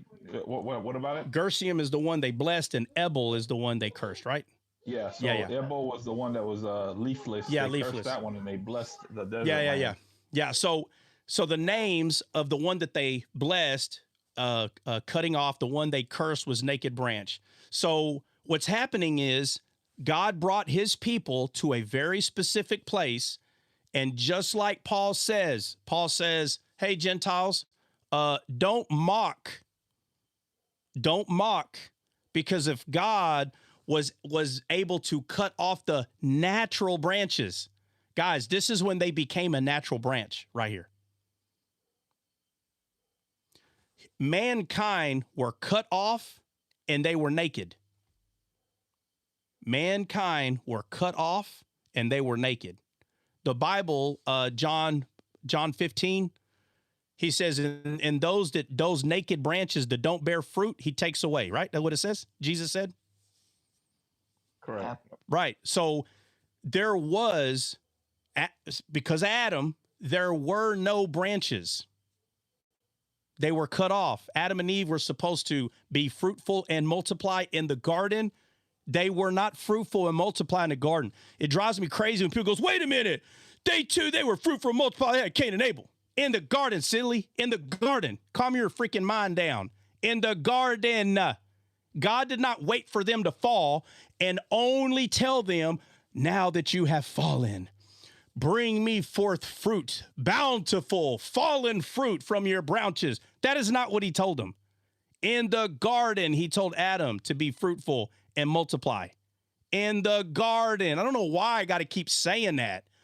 It drives me crazy. These people today, they claim they read the Bible. No, you do not. How do you not understand the importance of that? Very important. So Adam and Eve in the garden, okay, before the fall, were told to be fruitful and multiply, and they did not, and they were taken away, just like Jesus said. After they were taken away by faith, they all followed Moses out of Egypt, okay? And we know the story with Moses. Joshua took over. He takes him into the promised land, and here they are. Now that they're in the promised land, now they bless the mountain that is called cut off, because these are now the natural branches. They're no longer cut off. That's why this mountain was blessed. You understand? No longer cut off. Paul tells us, don't mock, because if God can cut off the natural branches, this is when they became a natural branch. Right here. So then somebody will say, well, why did they curse Abel? They cursed Abel. It had to remain cursed because Jesus wasn't here yet. He was the one that was going to break the curse of Abel. Naked bread. They couldn't have, they were naked. There was no spiritual fruit with these people. There may have been outer performance, which to this day, that's why the rabbinical Jews reject Jesus. And now they are cut off. The natural branches are now cut off and they're naked. There's no fruit. So Paul says, hey, whoa, Gentiles, I don't think you understand. Like me and the other scribe and the Pharisees, we really thought we had a lot of things figured out. So let me throw this out there. If God would cut off the natural branches, like what makes you think he wouldn't cut you off? Like you better be sure, you better calm down. Paul, I'll tell you what, Paul wasn't afraid to admit that he didn't understand everything. It's okay. He may have understood everything levels 1 through 8, maybe 9. You understand what I'm saying? But if there's 10, 11, 12 levels, and he's like, I'm not sure about level 11 understanding. I don't know why he would cut off. That's fine. But also don't be a fool when someone understands everything about level 2 and you're on level 1 and you tell someone you don't know everything. Well, they know everything about level 1 and level 2. You just started learning. Don't tell somebody they don't know everything. What level you're on, there's somebody going to know a lot more about that than you. So don't tell somebody they don't know everything. Just because they're not on the grand finale, level 10, doesn't mean they don't know everything about where you are. Yeah, they do. That's like kids arguing with their parents. Their parents already been through life, and they're telling the kids, hey, don't do that because this is going to happen or that's going to happen. They're not trying to boast. They're just telling you, I've already lived this. This more than likely, this is going to happen. This right here. And what happens? 90% of the time, it happens exactly, not because the parents are freaking gods and they know the future. Bro, they know life. They've already been through this stuff, right? Don't be mean to your friends. But he's such a, you know what? And he said, I'm just telling you, don't be mean to your friends. Well, why not? He's mean to me. Oh, honey, just trust me. You don't want to be mean to your friends. And they continue to be mean to other friends. And guess what? Nobody wants to hang around with a little turd. Nobody wants to hang around him. Nobody's inviting me to the party. Party. I told you not to be mean to your friends. Man, you don't know what you're talking about. They're not trying to act like they're God, bro. Same thing with the Bible, man. Once you start leveling up, and I'm going to say that, once you start leveling up and you start understanding certain things, you know why certain people believe a certain way. You 100% know why. Okay? And they don't want to listen to you because, again, immature, kid, you don't know everything. So if you don't know everything, leave them alone. You can know everything about what they're talking about, but they say, you don't know everything. You're not God. You don't know. Trot's not God. All right. I'll just go minister to somebody who wants to receive some truth, right? But they cursed Abel because only Christ can lift that curse. Only he could. Only Jesus, the tree of life, he's the only one that can lift this curse, making naked branches bear fruit. And when Jesus came back into this world, and I'm talking about literally this time, right? Because by faith, Jesus was always here. But he came through it now. He came through Mary. We all know the story. And y'all have heard me talk about the dove prophecy. And he ascended from the Mount of Olives to the Father. And he told the Father, there is life now back on earth. Meaning what? The disciples, the naked branches, are no longer naked. They bear fruit. There. The curse of Abel was broken. It was broken through him, the tree of life. Again, which proves he is the tree of life. It proves it. It proves it to us. We see the wisdom of God in there. Builder has a question. Oh, Builder, what's up? You got a question? Yes, sir, brother. How are you? I'm awesome, man. What's up, man? I'm good, man. I'm good. That's good, dude. No, bro, today it might sound kind of crazy, bro, but when I woke up, like, I really believe the Lord was giving me some downloads on a lot of what you speak about, seed time and harvest. And I had a question about basically, this might sound crazy, so guys, chat, hear me out, but I don't know. It seemed like when God gave Adam a seed after his own kind, like, couldn't you look at a woman also as being a garden? Like, for example, a man plants his seed into a woman, and obviously with time, that seed grows into a baby. Yeah. And then a harvest comes. Yeah, I've talked about it. Basically the parallel between a woman and the earth, you know? So yeah. It's kind of like God gave Adam two seeds, if that makes sense. Yeah, I've talked about this. I've talked about this several times. And the woman is if we're going to look at it that way, right? The woman is the soil. Right. And so right. in the Old Testament, a lot of times when you see these special babies, right, like Samson, right, Isaac, right, these are special, we'll just call them special babies. Okay. A lot of the times the mother is barren. She can't have babies. Right. Right. And it had to be that way in the Old Testament because Mary, and this is where the Catholics get real mad because they want to claim that Mary did not have Adam's sin because they don't understand. Right. It's hard for them to believe that Jesus could come from something that was sinful. But what they don't understand, there's no way they do, is that Jesus, it has always been proclaimed to us, the prophecy through this Messiah would come through dry ground, which means barren. Wow. So Mary was barren because her spirit was dead because of the first Adam. So the fact that he came through a woman who's a fallen, it's a barren meaning a fallen woman, okay? Not barren, she can't have kids, but barren meaning a dry land. We had no living water in us. None of us did. So when she received the living water, which is Christ, okay, and it also it's not a coincidence that her name is Mary. Anybody remember what Mary means? Mara, yeah, bitterness, their rebellion. Bitter or bitter water. You understand? So not only is she barren, her name proves it. Bitter water.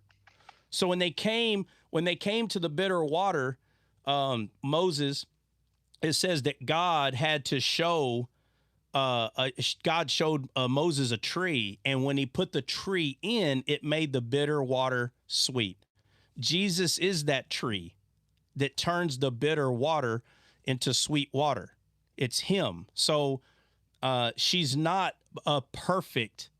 They want to believe that he came from something perfect. If he had to come from something perfect, that means he's not perfect. 100%. Right. So the reason why I'm saying all this is because the woman is the soil and the man is the seed. The man is. Right. And so now those two together can be fruitful and multiply. Right? The good seed and the good soil. Right. So then after Adam fell, brother, is that when, because I'm trying to understand, like, did God give Adam two types of seeds? Like he gave Adam an incorruptible seed, which was spiritual. And then after Adam fell, like, did the seed change that was given, or? Okay, when you say seed, are you talking about his testicles?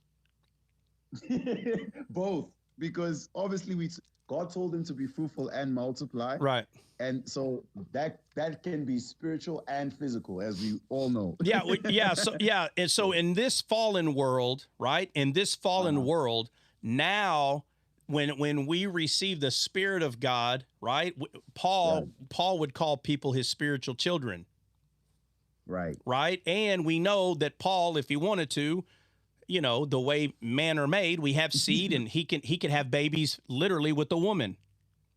Right. Right. So now the question is it God's will that there are fallen people? Is that his will? Did he want there to be fallen, dead people? Is that what he wanted? Right. Because that flesh, that corruptible seed from the flesh is what produces that fallen man, you know? Right. So I guess that's kind of the question. So the reason that we're able to have or procreate fallen men, babies, the way that we do, is because we became corruptible. So that means that we are having corruptible children, not incorruptible with our physical body. So that was not God's will. Now, it's funny to me when people say, well, I would argue that it was God's will because it happened and God allowed it. And now we got a lot of talking to do. For anyone to make me believe that God wanted mankind to die, we need to talk about who your God is, because God does not want mankind to die. I don't care if you play the game. Well, he knew it was going to happen and he didn't. No. He brought us back to life. If he wanted us to die, we would have just stayed dead. We wouldn't have came back to life. Jesus wouldn't have to come and say, you have to be born again. So then here comes the smart Alex. Well, I would argue that God wanted that to happen so we can see his glory and we can see, okay, fine. I'm not going to argue about it. His will was not to kill. That was not his will. Satan, the Bible says that it's him that steals, kills, and destroys. Him. And now we're saying, no, it was God because God could have stopped it. No, not like that. Does God have the power to stop it? Yeah, he's got the power, but he gave dominion to mankind. Mankind chose. Mankind chose. So, brother, so just if I was to summarize this to a first grader like myself, God's design was never for there to be a physical realm, if that makes sense. Death. It God's was design was to be it was God's design was not for there to be death for mankind. No. right. The So just physical, to be what we call physical, is corruptible. This is corruptible. Right. Corruption was not God's will, and nor was it His plan. Wow. Yeah. Wow. So that corruptible seed came after he fell. Yeah. So that's where now, because of the fall, we procreate physically with corruptible flesh. Yeah. Instead of the eternal spiritual. Right. A body that God has designed. Mm-hmm. Wow. So now, that was my question. Brother. Yeah. So now, because we have the Spirit of God in us, now when people become born again through the Word, that is us being fruitful and multiplying the way it was meant to be. Wow. Most definitely, I understand. Yeah. So you could even say, brother, that we ourselves are a garden, but also we're planting in other gardens, if that makes sense. Yeah. So our heart, all of us our heart is Eden. Our heart is. Right. It's soil from Eden. Wow. All of it. All of us are one body because of that same soil. Wow. Alex, would you say? Trot, what did I do to you? What? Was that Alex? Smart Alex? Oh, no, smart Alex. How do you spell that? A smart Alec. Somebody spell that for me. I don't know how to spell it. I think it's ALIC. I think so, yeah. Yeah. I think I don't think I'm pronouncing it right, Alex. I think it's smart Alec. Smart Alex. Yeah. It's ALECK. Alec. Pretty close there, DJ. Yeah. Yeah. A smart aleck is American slang. Yeah, it's American slang. That's true. Yeah. Okay. Yeah.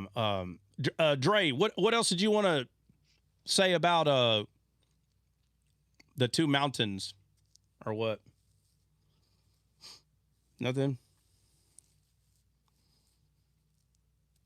I keep forgetting he's probably putting a diaper on or something. Smarty pants. Yeah. Yeah. Builder, was there anything else with that, Builder? No, brother, I'm quite happy with that. Thank you so much. Yeah, absolutely. Dre said he'd be right back. Who said that? Dre. That's what she said. Oh. Dre said he would be right back. BRB. Okay. All right. What? Benny's in the house. With a very southern draw. Oh yeah, Connie. They're always gonna make fun of a draw, and I think Connie might have a little stronger one than me, but she sure does. Yeah. She sounded like Forrest. Yeah, Dry. she got one a little stronger than me. I don't even have a strong one. And they give me crap. You lying. That's You're okay. lying. That's Yeah. okay. I can take it. Yeah. Yeah. I can take it. Yeah, I don't care. I mean, man, when I joined the service, man, there was only like two more of me in there, and we all sound normal to ourselves, but to everyone, man, they were like, "God, where are y'all from?" I'm like, dang, we sound that bad? I'm listening to the other two guys, and I'm like, they don't sound bad at all. Not even a little bit. Like, I can barely, not to me. They're making it a big deal. You know. I can speak German. What it do? What it be like? What'd you say, Connie? I can speak as Deutsch. You speak as a Deutsch? Amazing's trying to come up. I'm gonna drop for Amazing that way he can come back. All right. Bro, Troy, there's actually one more thing I just came to mind. What? That I wanted to ask you, actually. It's in 1 Corinthians 11, brother. I don't know if we could go to that chapter. Yeah, sure we can. Somebody, or yeah, go pull it up. No, would you say no? You have a lot of answers. Yeah, because I know a lot of stuff. All right, would you say 1 Corinthians what? 1 Corinthians 11. So basically, the question is, there's obviously different viewpoints on what Paul is speaking about in terms of the covering. Yeah. The covering of a man and the covering of a woman, you know. Mm-hmm. And like some people take it from a spiritual context and some people take it from a literal context, you know? Yeah. So I would wondered what your viewpoint on that. All right. Well, chapter is. give the verse, like the couple of verses that you're referring to, and read it. All right. So I think the most, let me not say controversial, but I think the verse that splits a lot of people is specifically 1 Corinthians 11:7, where it says, for as much as he is the image and glory of God, but the woman is the glory of the man. And basically what it's describing in this chapter is a man praying or prophesying with his head covered, you know? Yeah. And like, obviously some people take that literal, like, you know, I for one know I've been on a live where I'm wearing a beanie and someone will be in the comments saying, why are you wearing a beanie? Why are you wearing earrings? You know? Yeah. So I think I wanted to just kind of just see your standpoint on. Yeah. So, chapter, all right. So Paul's a Jew. That's what Paul is. Right. Right. And so Paul understands not just like how they're living today. He understands where all that stuff comes from. Right. Right. So he understood the reason of the temple. Right. Now watch this. They still went into the temple. Jews did and other people did back then. Wow. They still went in there. But he said, know ye not that ye are the temple? Right? Wow. You're right. But yet while people are still going in the temple, he understood what it was actually meaning. Wow. So in a way, we can never forget that. So Paul is so Jesus is the first fruit, right? Right. Paul is the first, again, I say this as a joke, but not really, but honestly, it is a joke. But he's the first descaled Gentile. Wow. Because of his citizenship of Rome. Right, Roman citizenship, yeah. So he's not a Gentile, he's a Jew. But some people say, well, was he really? Fine, hybrid, whatever you want to call him. But Jesus was the first fruit of the Jews, and I'm not just referring to the land of Israel, okay? I'm talking about all of us. We're all Jews. One day, all these people that claim they hate the Jays, okay, they hate them, they're not realizing what family that they're coming into. Jesus is the first Jew. So all these people that are walking, these Hebrews that are going to this land, the land of Canaan, God is telling them, hey, name this, name this person this, name this mountain will be this will be, when you put your tribes together, set them up like this. And they listened to him. And through all of that, these Hebrews finally, after recognizing that there was a Lion of Judah, that the Messiah was going to come from King David, somewhere along the way, they started understanding what praise was, which is the Yada, Judah, praise.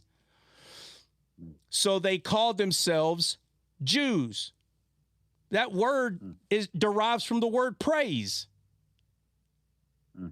So they called themselves praise. Now I know, trust me, in the past I've had so many like rabbis and other Jews. They're like, that's not what it means. And I know, but because I know the history, I'm sorry I studied, I understand why they have the name Jew. It's because Jesus is the praise of God, him.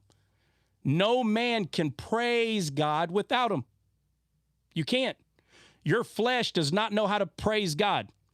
It said that David was naked and he danced for joy. He was dancing. And people go, I want to dance like David. I can promise you this. If you don't have the Spirit of God, your little Texas two-step ain't doing nothing in front of God. It ain't doing nothing. You can twerk all you want. It ain't doing nothing. It ain't doing nothing. This was a shadow of what we are supposed to be looking at, that we are naked branches and we do dance. Our soul dances for the day of redemption. That's what he was dancing for. He was dancing. He was saying, again, this is in the picture. What the picture is showing us is because of his heart, I will be fruitful one day. That is what David was saying. This wasn't trying to depict a naked man jumping up and down so everybody can see Mr. Helicopter. That's not what the point of this is. In the story of Genesis, the Bible's not telling us that Adam and Eve were naked to show us that they didn't have any clothing, and it's to show that they were poor. No, they were not fruitful. They were naked branches. David was naked. He took all of his clothes off, but he did it because he understood a lot of the writings in the Bible. That's why he said, for your rod and your staff, they comfort me. And you'll have these pastors try to say, well, yeah, he was a shepherd. And so, that stick, it would help him fight animals. So, Lord, thank you for your stick. No, Jesus is the rod. I physically rolled my eyes, Tron. Huh? What? As soon as you said that, I inadvertently rolled my eyes. They do, bro. So stupid. So stupid, this stuff, man. Listen, I'm not trying to be mean. I'm really not. But wrong teaching will lead to wrong living, and right teaching will lead to right living. It is better to understand that the rod is representing Christ than to just try to flip it and just say, well, he had the rod and I'm a shepherd and it helps me defeat the lion and the bear. Well, yeah, it does. But what is it? Well, he put his faith in God. Yeah, but it is very important to know that Jesus is the rod of God, bro. It's very important to know that. Because if not, how are you going to explain the rest of the Bible? You can't just explain the whole Bible just by saying, look, they went over there. It was God that did it. Well, no, duh. But no, duh. Why is it done that way, bro? Well, I don't know. I don't have to know that. Okay, then you're not a teacher. Move to the side, okay? Move to the side. And there's nothing wrong with being a preacher or any of that. But to act like it doesn't matter to know. It doesn't matter to you because you're a preacher. So go over a teacher who God is going to use to teach, in their heart, they have to know why it's like that. They have to know because they understand it's crucial for me to know because God has told me I need to go teach. So I have to know. A preacher doesn't have to know all the details. He doesn't even care to know. Not mad at him, but you don't tell people it doesn't matter. That doesn't matter. No, go over there. Go over there and go teach Sunday school. No offense, but God will use you where you can be used. Period. But don't tell someone else it don't matter. No. It don't matter to you. And that's fine. Okay? That's fine. Anyone that is a part of a church that is doing something for the church, we're all one body. Nobody has a more important role. Nobody's role's better. But you don't negate someone else's role by saying, you don't have to know all that. You don't. You're not a teacher, doofus. You don't have to know all that. A teacher loves and wants to know why, because God has given him the grace and the patience to study it out so he can teach. Okay? So brother, that's where. Hold on, but there is no preacher title in the Bible. I know, but that's what people claim. Okay, they claim that they're preachers. There's no such thing. Like, I know. Stop it. I know. You're either a teacher or you move out the way. So brother, when you're speaking about Judah, that's where Paul says we're Jew inwardly. Yeah, So we're that's Jew. what we're Yeah, referring to. we're Jew inwardly, right? That's right. Right. So, let me go back to 1 Corinthians 11. yes, verse 7, I think. Right, man, indeed ought to cover. I see Can we we start turned in into. verse- I see we we start in turned verse into Geno Jennings' church here all of a sudden. Why? That's crazy. How? Because you said that's right, and then Christian in the background was the guy that sits next to him was like, that's right, and just mutes. That's Like, right. we don't need your 100%. ad lib, CJ. Well, you got it. Whether you needed it or not, you got it. No, you don't tell us what to do, Christian. You're not our boss. Yeah. But yeah, so the reason why I'm bringing all that up is because Paul understood what all this stuff meant. So when he starts talking about covering your head and he does all that, what does he say about the woman? Read it, Builder. What does he say about the woman and her head covered?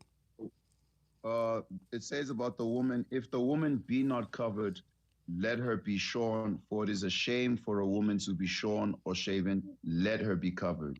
Yeah, but and what then is it says, keep going. Yeah, yeah.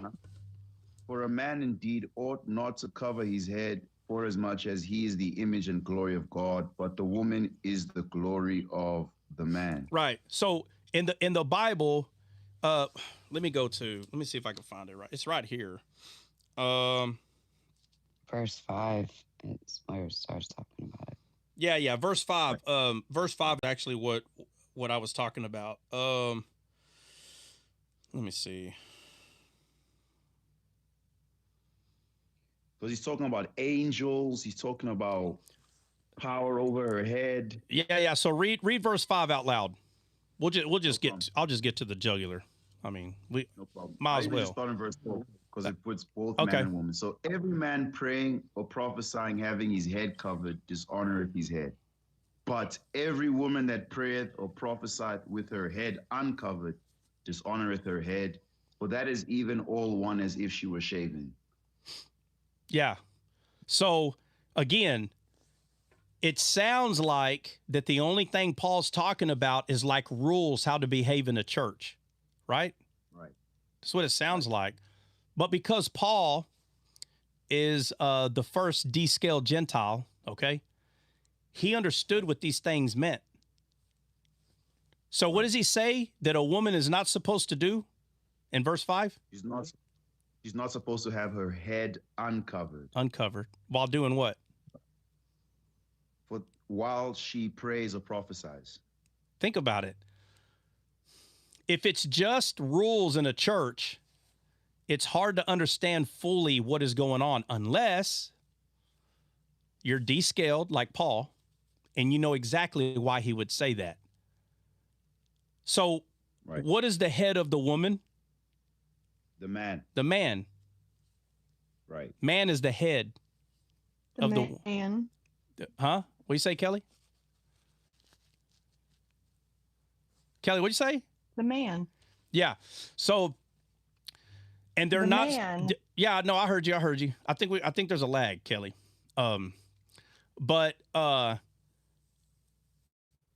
So let's go to the Old Testament and see why Paul would say what he's saying. Like, let's look at, because he understood this in more than one way.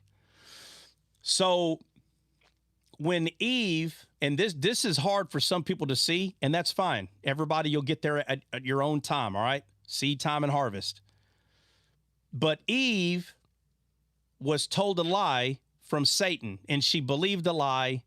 And so we call it, the Bible, or better yet, the Bible says it's a fruit, and she ate it. When you start understanding that fruit come off of people or off of angels, because angels, the Bible tells us angels are ministering spirits, right? Wow, yes. And it says, the Bible tells us that there was a time in the Bible that the angels came to Jesus and they ministered to him, correct? Right. Correct. If he's a Adam and the angels ministered to Adam, that means the other Adam had angels minister to him. That's right. Because they're Adam. Adam get ministered by spirits, the angels. Right. Right. So it's not easy to see at first, but when you see this as all of us as being trees and we eat from one another, you understand now the lingo. Don't eat of that tree. That's right. Right? Mm-hmm. So Eve, the fruit she ate were lies, words from Satan. She ate it. She believed it.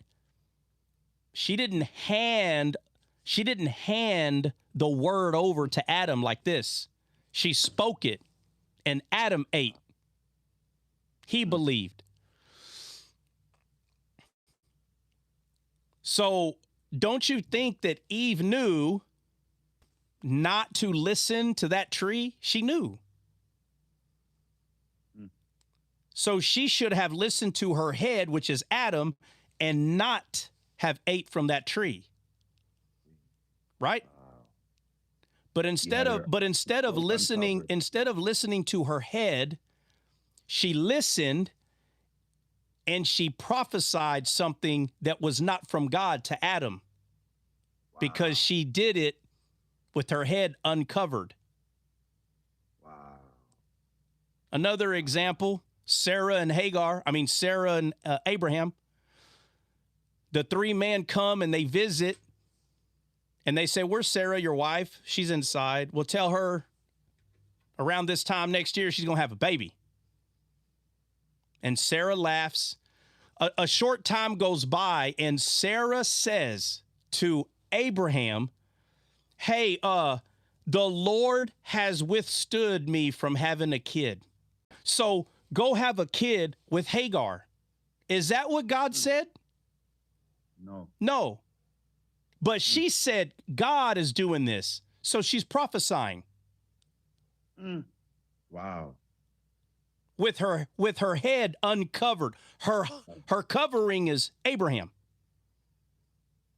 So instead of believing this lie that her flesh was telling her, because God did not tell her that, God told Abraham she will have a child. She will. God did not say you're going to have a child with Hagar. He said you're going to have a child with Sarah. But she prophesied and said to him, God is stopping me from having a kid. She's lying. Wow. If she would have kept her head covered, she would be saying the same thing Abraham was saying. She would have told her flesh, no, I'm going to have the child. That's what God said. So in the same thing that Eve did, Sarah did. Same thing. And could you say that someone told Sarah that, brother? Could you say an angel or a ministering spirit told Sarah that lie that she prophesied? That's not what it says. It doesn't say that. Right. Somebody go pull it up. Somebody go pull up when she tells Abraham that God is the one stopping her from having a kid. Let's see. I don't know. That's all right. We'll find it. Let's see. Should be Genesis maybe 20. I don't know. 16. I think it's 16. Okay, I was gonna say 18.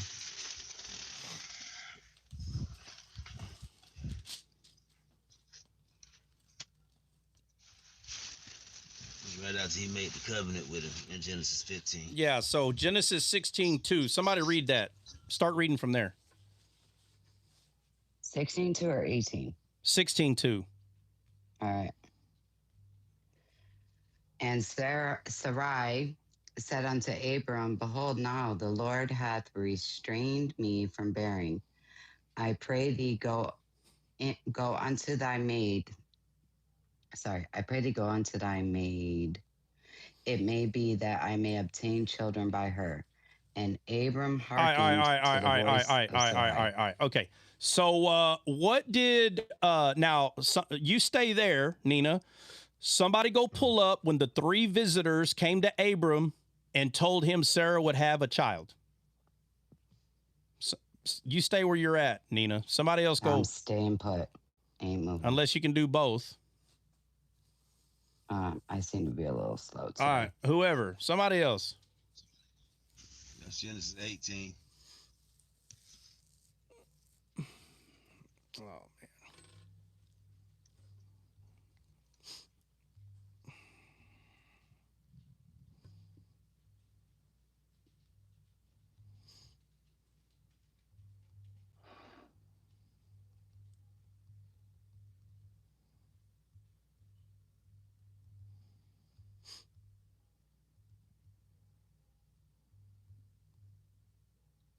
You wanted which one now?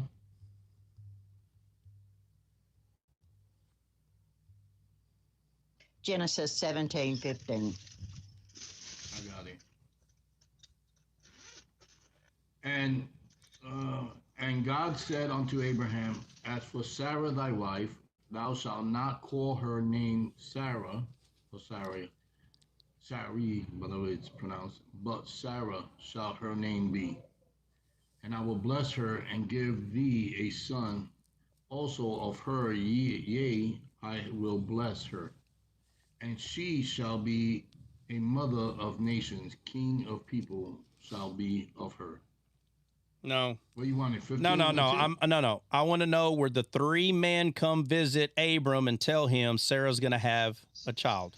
It's Genesis 18. Genesis 18. 18 what? Somebody find it. 18 what? Round about the don't get me lying on that. Probably round about 17, 18. Okay, verse 2. And he lifted up his eyes and looked, and lo, three men stood by him. And when he saw them, he ran to meet them from the tent and bowed himself towards the ground and said, My Lord, my Lord, if thou I have found favor in thy sight, pass not away, I pray thee, for thy servant. Let a little water, I pray you, be fetched, and wash your feet, and rest yourself under the tree. And I will. Yeah, just the part where they tell him that he's going to have a kid with Sarah, not the whole story. Okay. Well, I'll help you find it. And verse 9. And they said unto him, Where is Sarah thy wife? And he said, Behold, in thy tent. And he said, I will certainly return unto the according to the time of life. And lo, Sarah thy wife shall have a son. And Sarah heard it in the tent door, which was behind him. Now Abraham and Sarah were old and were stricken in age. And it ceased to be with Sarah after the manner of woman. Therefore Sarah laughed with herself, saying, After I am waxed old, shall I have pleasure, my Lord being old also? Yeah. Continue? Yeah, no, that's good. And also, it's a good study if no one's ever done this. When Sarah says pleasure right there, she said, shall I have this pleasure? Literally, that's the word Eden. It literally is the word Eden. That's the word that Eden comes from, this word right here. And it's not a coincidence at all that she says, shall I have Eden? It's not a coincidence, because Jesus is the pleasure of God. Okay. Right. Which is the promised son, the promise, right, to come. So it's just funny that people would see this and say, well, God said, y'all are going to have a wife. But before that, Sarah said, well, God has stopped me. So watch this. Look at all the stuff that we would have to believe if we were to believe that God told Sarah to tell Abraham to go have a baby with Hagar. If that was the case, wouldn't that child have the inheritance because God told her? Yeah, that part.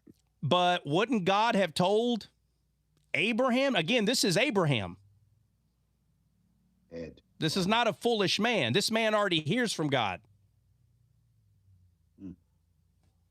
So this whole game that God would tell Sarah, hey, go tell Abraham, my friend, only the flesh would have told Abraham to do something like that. And this is where it gets weird, because people say, well, it had to happen that way because the second born had to be, right? Because throughout the Bible, it's always the second born. No. The firstborn's always not the inheritance regarding Christ anyway, because it always points to the flesh did it. You understand? Meaning it wasn't God's will. That was not God's will. That's what she did. Instead of her having faith that they would produce a son, she tells Abram, God has stopped me from having babies. God did. God does not make us barren. He's the one that makes us. So Alex. Huh?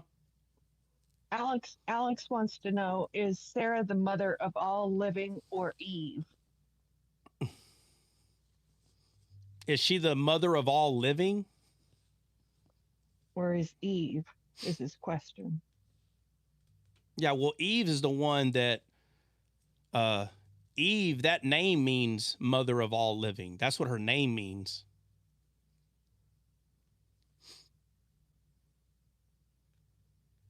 Yeah, but the Catholics say that Mary's the second Eve. Oh, I thought it was Sarah that Alex was asking about. He did. What are you talking about Mary for, Christian? What? He can't help himself. It all stems from there. I don't know. Okay. All right. So, but the point I'm making is, if anybody was to tell me that it was God's will for Abram to have a baby with Hagar, I'm going to call you a liar. It was not God's will. This is what someone would have to say. They would have to say it was God's will for Abram to have a baby with Hagar. I don't even think I have time for that argument. That's the dumbest thing. It was not God's will for them to have a baby, or with Abram to have a baby with Hagar. That was not his will. That's like saying it was God's will that Satan unalived Adam. Was that God's will? Nope. No, it wasn't. So this is when you see the flesh, right? Which is the son of Satan, meaning your own will. You understand? So the first Adam was unalived. The first Adam followed its own desire. The first Adam. That means when you see a lot of the firstborns in the Bible, it's always the secondborn that becomes the promise in the place of Jesus in the Old Testament. I mean, symbolizing Jesus. The first represents the flesh. The second represents the promise.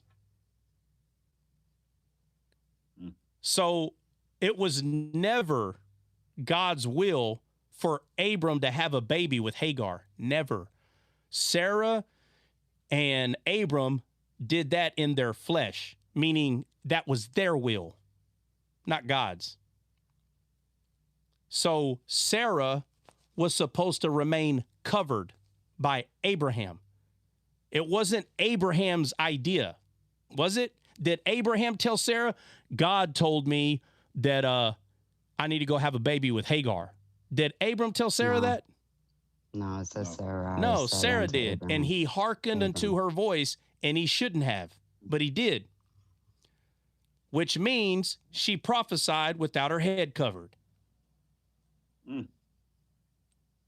Wow. The covering is very important. So there's just two, but there's a lot of these instances in the Bible, and Paul understands this.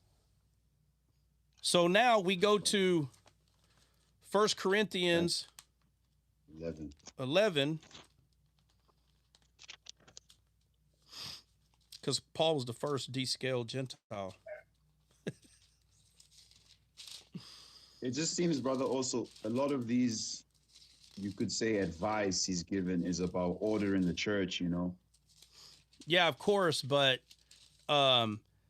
it's easy for him to give these orders because he understands where it comes from. Right. So not to talk about why these coverings matter is very, very odd to me. Okay? There's a reason that there's head covering. There's a reason. And so for us, again, to look at these things as nothing but laws, that means that means the person is still misunderstanding the law. You're misunderstanding it. Right. There's a reason for this stuff.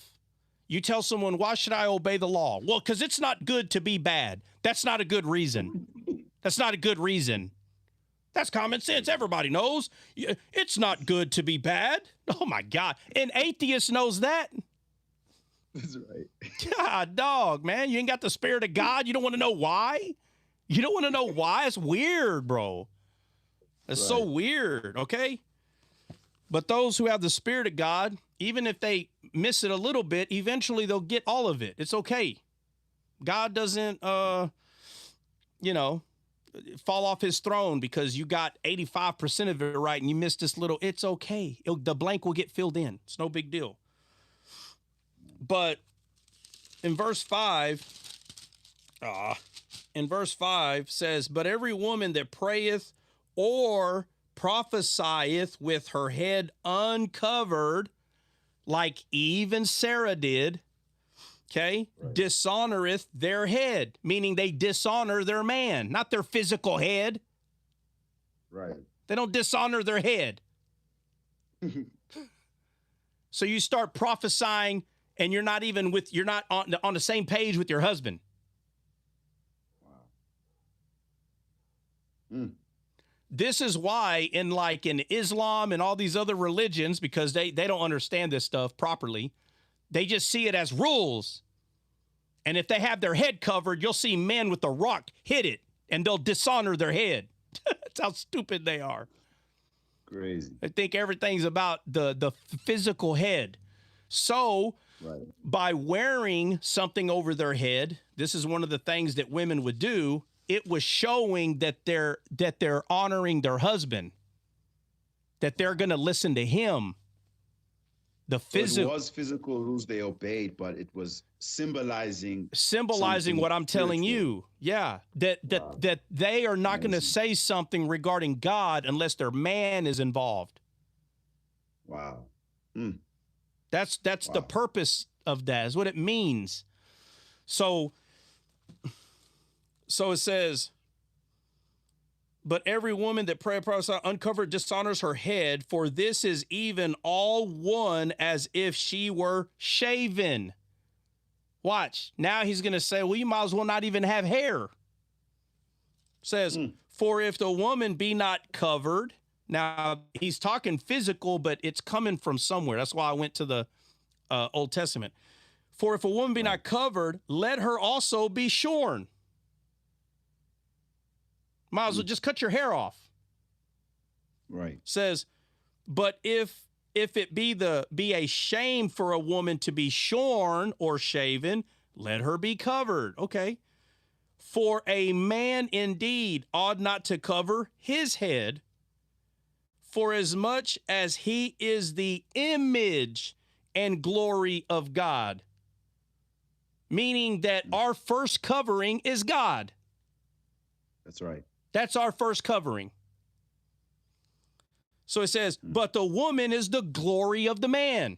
So when you forget, not you, builder, but when people who are so fixated, I don't know what else, but when you are not focused on all of us as a garden and trees, you'll miss it every time.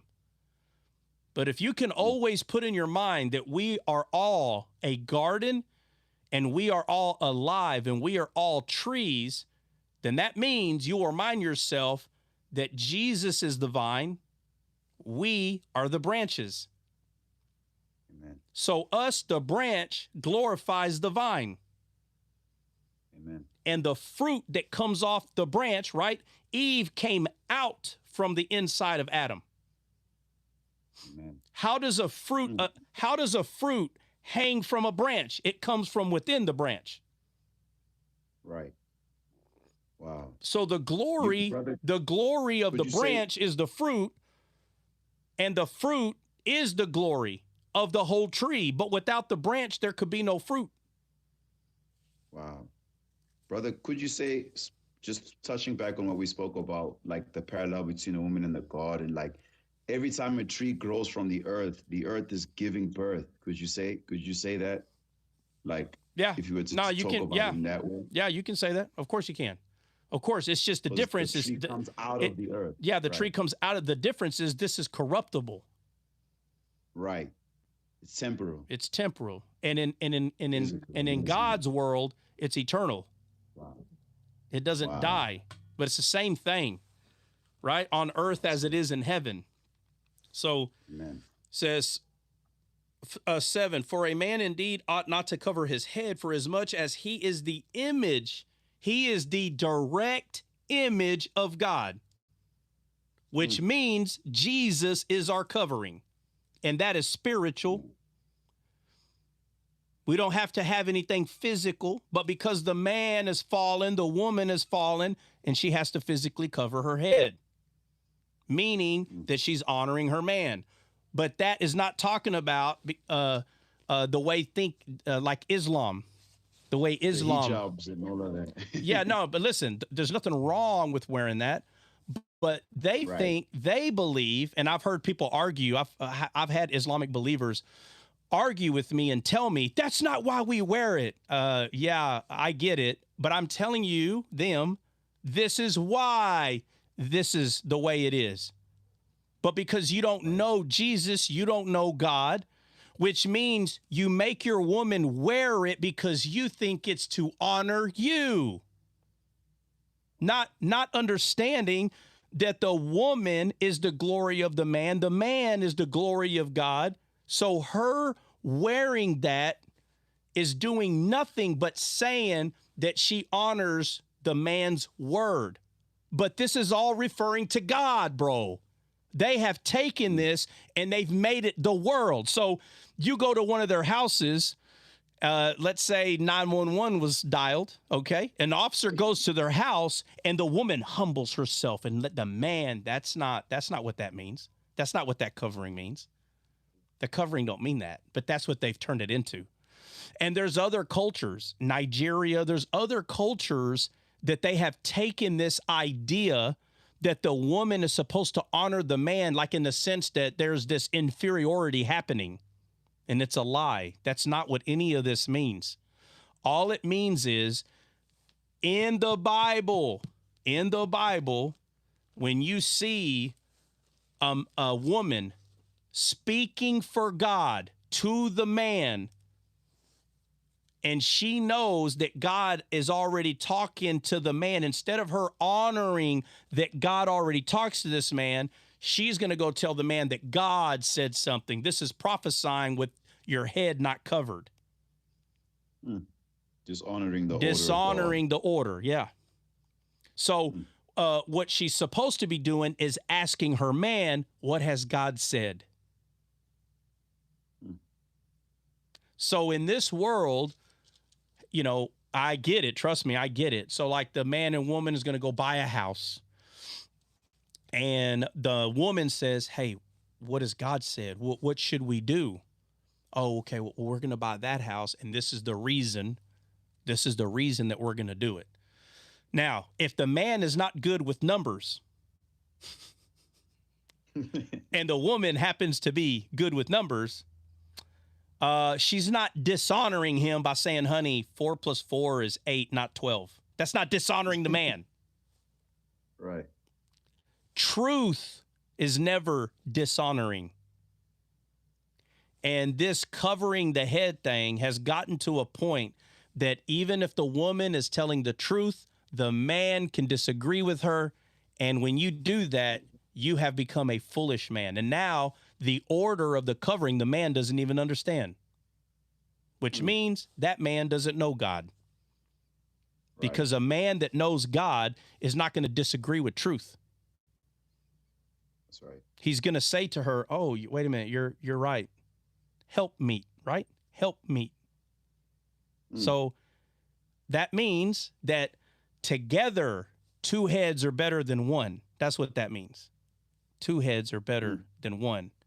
Not, well, I'm the man and you got the covering, so you just do whatever I say. Well, if you're a foolish man, why is she listening to your stupid butt?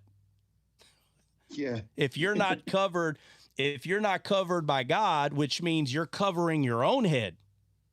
And it says right here, it could even mean you're not covered, brother, in the eyes of God. No. What it means is, no, show me, what verse is it that says, if a man covereth his own or covereth his head? What verse is that? Let's see. It's in verse 7. A man ought not to cover his head, Okay. for as much as is the image and glory of Yeah, God. not to cover his head, for as much he is the image of God. Okay. If a man covers his head, okay, and I am going to say physically, but this is I'm showing you the order though, like of where this came from. But if a man was to Right. cover his head, he's saying he is not the image of God. Covering his head means his own will, meaning God's not covering him, meaning God's not his head. Right? So it says, for a man indeed, Builder, you sound like you're underwater. Sorry, I just put my charge on. Can you Oh. hear me now? Is it better? Yeah, that's way better. Okay, so it says, for a man indeed ought not to cover his head, for as much he is the image and glory of God, but the woman is the glory of the man. For the man is not of the woman, but the woman of the man. So you know how they always say, well, man, y'all come from women. I don't know where that lie came from. Women came from men. Okay? Right. but not in the sense that we need to be LGBT and tell men that they can have babies. That's not what that means. That's not what that's saying. It says that God took the woman out of the man. It was a rib that he took. And when you go look at that rib, it's the same Hebrew word for the wood that makes the temple. Because we are the temple. And she is a part of us, the temple. Right? So it says, neither a man created for the woman. Okay, it says 10. It says, for this cause ought the woman to have power on her head because of angels. Oh, I'm sorry. Let me go back. For this cause ought the woman to have power on her head because of the angels. Nevertheless, neither is the man without the woman, neither the woman without the man in the Lord. For as the woman is of the man, even so is the man also by the woman. And that's what women always say. Yeah, but y'all came here through us. Yeah, of course. By the way, it says, but all things of God. So again, that's no different than we were talking the other day, where like let's say if a woman says, well, if it wasn't for y'all, if it wasn't for women, y'all wouldn't be here. And the man would say, well, actually, if it wasn't for man, y'all wouldn't be here. Notice the argument. So the woman would say, no, but I'm talking about you. Let's say, Nina's like, yeah, but I'm talking about you, Trot. If it wasn't for your mother, you wouldn't be here, right? And I go, but if it wasn't for Adam, none of us would be here. Eve wouldn't be here. Right. All right, so this is kind of right too. So yeah, but this is kind of the same argument where someone says, "Hey, who's your teacher?" "Oh, my teacher is Paul the Apostle."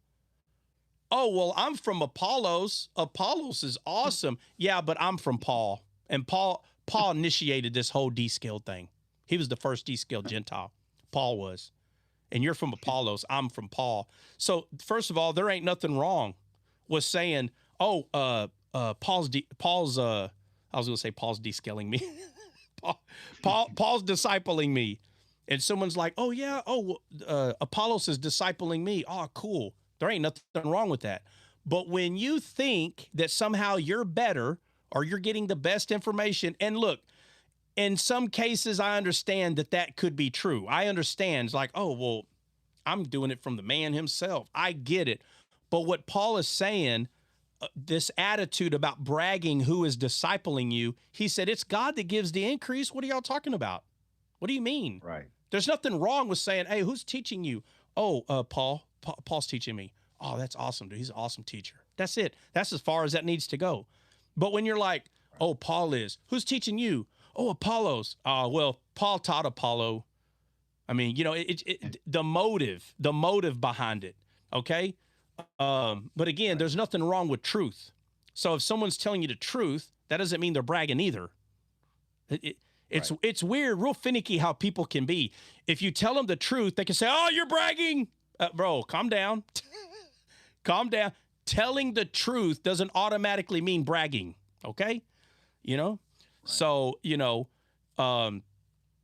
somebody lies and says, because, you can lie by default, right? You can say, oh man, I opened the Bible and I know all this teaching.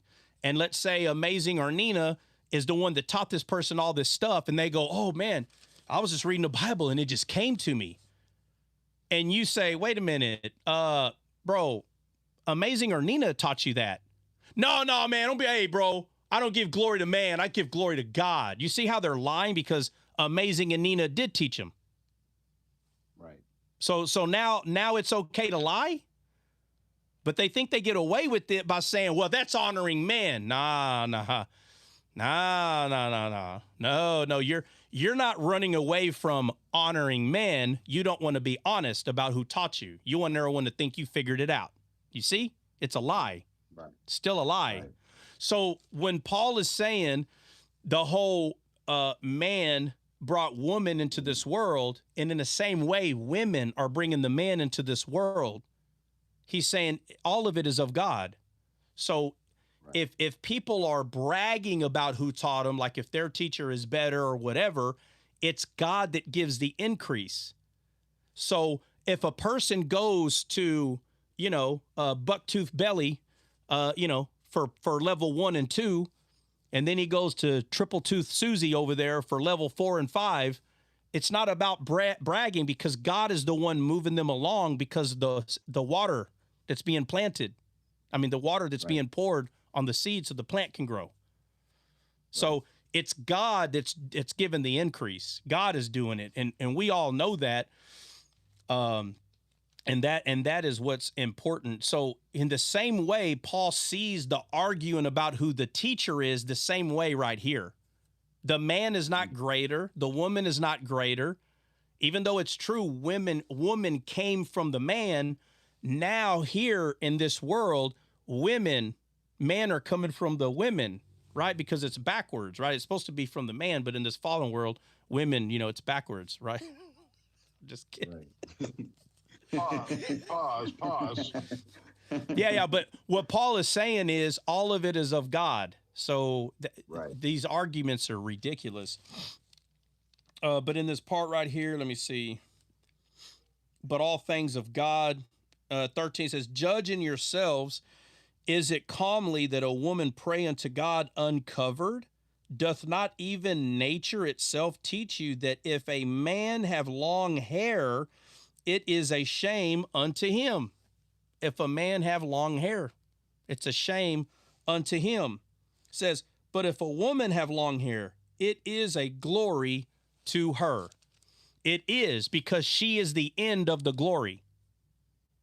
So you have the vine, you have the branches, and then you have the fruit. The fruit doesn't grow another fruit. It's the end of the tree. So the color of the fruit, like a cherry, it's red. That would be the hair of the woman. Wow. The glory ends right there. So for the branch to start glowing red, Wow. be like, couldn't say that the husband is actually the husbandman and God is the seed, and his job is to dress the tree or. So what Jesus says that God is he's the husbandry, right? He's the one that tends to the garden because all of it is him. Now, we play a role because we do have to choose to allow God to use us. Does God have the power to take us over and make us do things? Yes, he has that power, but God is love. So he's not a tyrant. So when a man chooses to allow God to use him in this world, then God will use that man. And so if a man is doing things out of order, it would be very easy to recognize. That's why Paul says, look at nature. He's literally like, if you were to look at a tree, let's just say the whole tree is green. The trunk of the tree is green.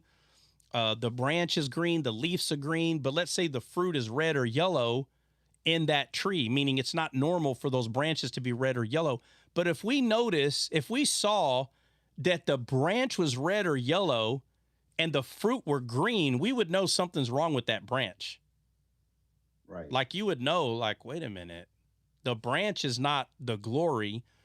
The fruit is the glory, meaning the man is not to be covered by something other than the tree itself, meaning it's supposed to be green. The branch is supposed to be green because it's covered by the tree.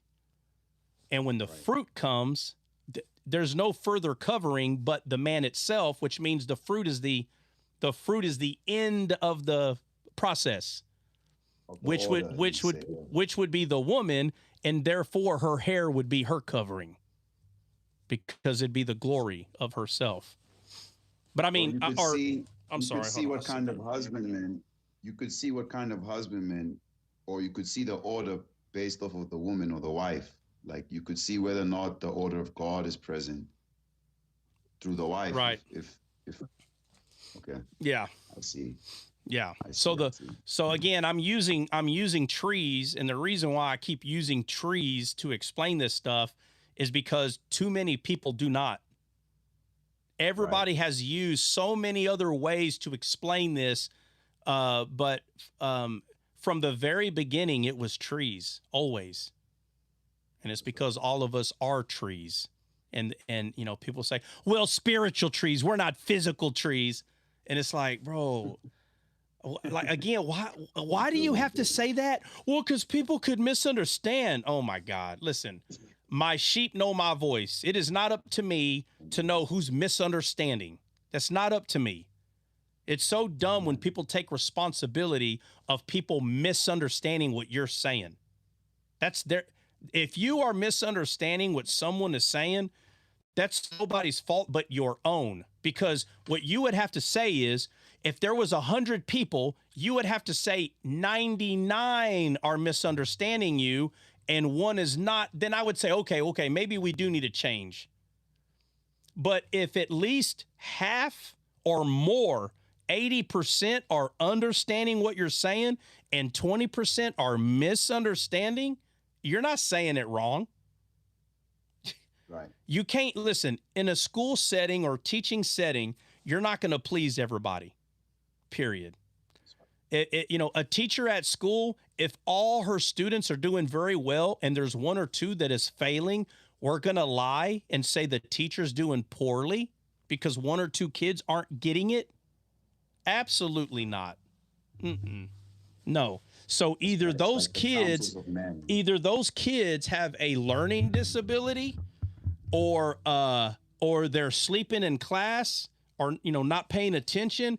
But to say it's the teacher's fault, that there's 100 students, all of them are passing except for 2, and it's the teacher's fault. Nah. I know better than that.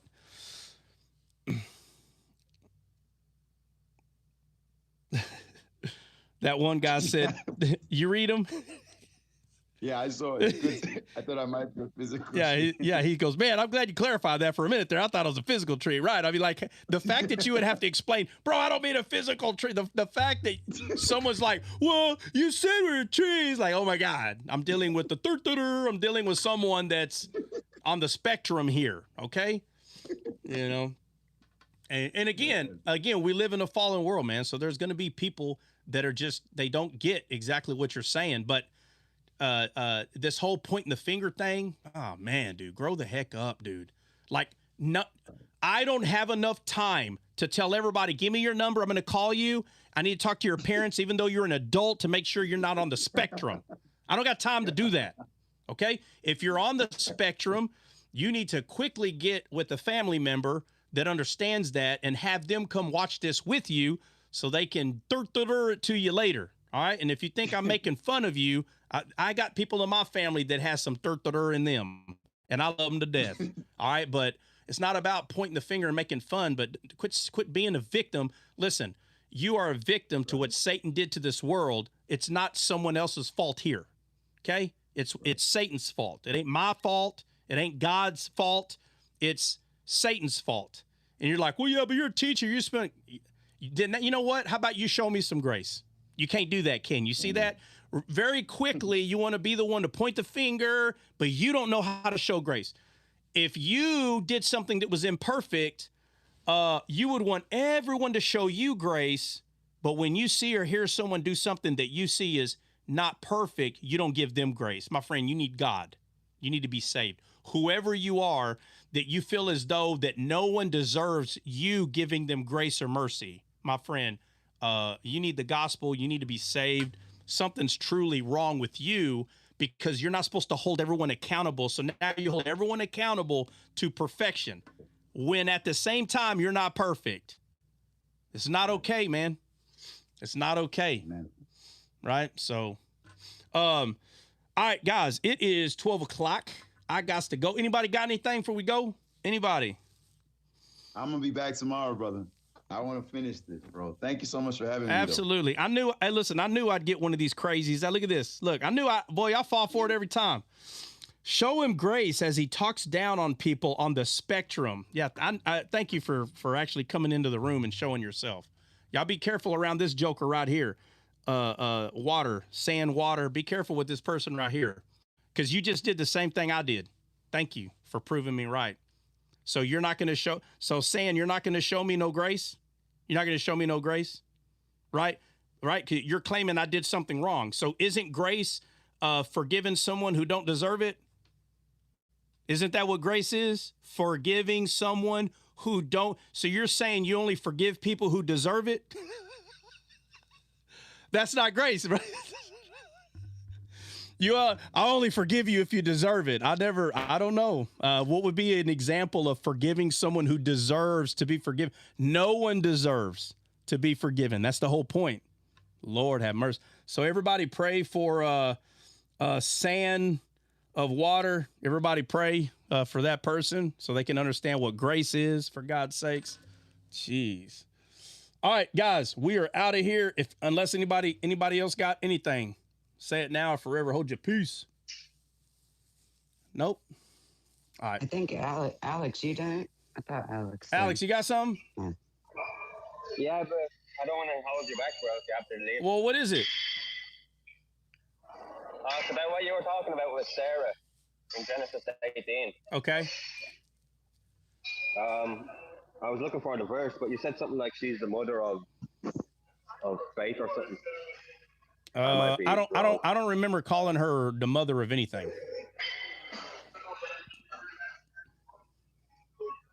You definitely said something about she's the mother of generations. Does anybody know what he's talking about? All I know is you say that she's the other mountain like Paul does. No, I'm talking about calling her a mother. Like, did anybody hear me call her some sort of mother? I mean, I know what he's talking about. What? You said about her being the mother of the child who gets the inheritance. Well, okay. Well, yeah, she's the mother of Isaac. So that's the only time I heard you. Yeah, say that. she's the mother of the inheritor, Isaac. Is that what you're talking about? I said, wait. I said mother of nations? Mother of nations? You said the inheritance. Current, whatever. 100%. I've never called Sarah mother of nations. Absolutely not. Bro, swipe over to the left and tell me what time it is. Like, how long are you live, so I can just time skip to the live on YouTube. Find out how long I've been on. Yeah. Obviously, give or take an hour.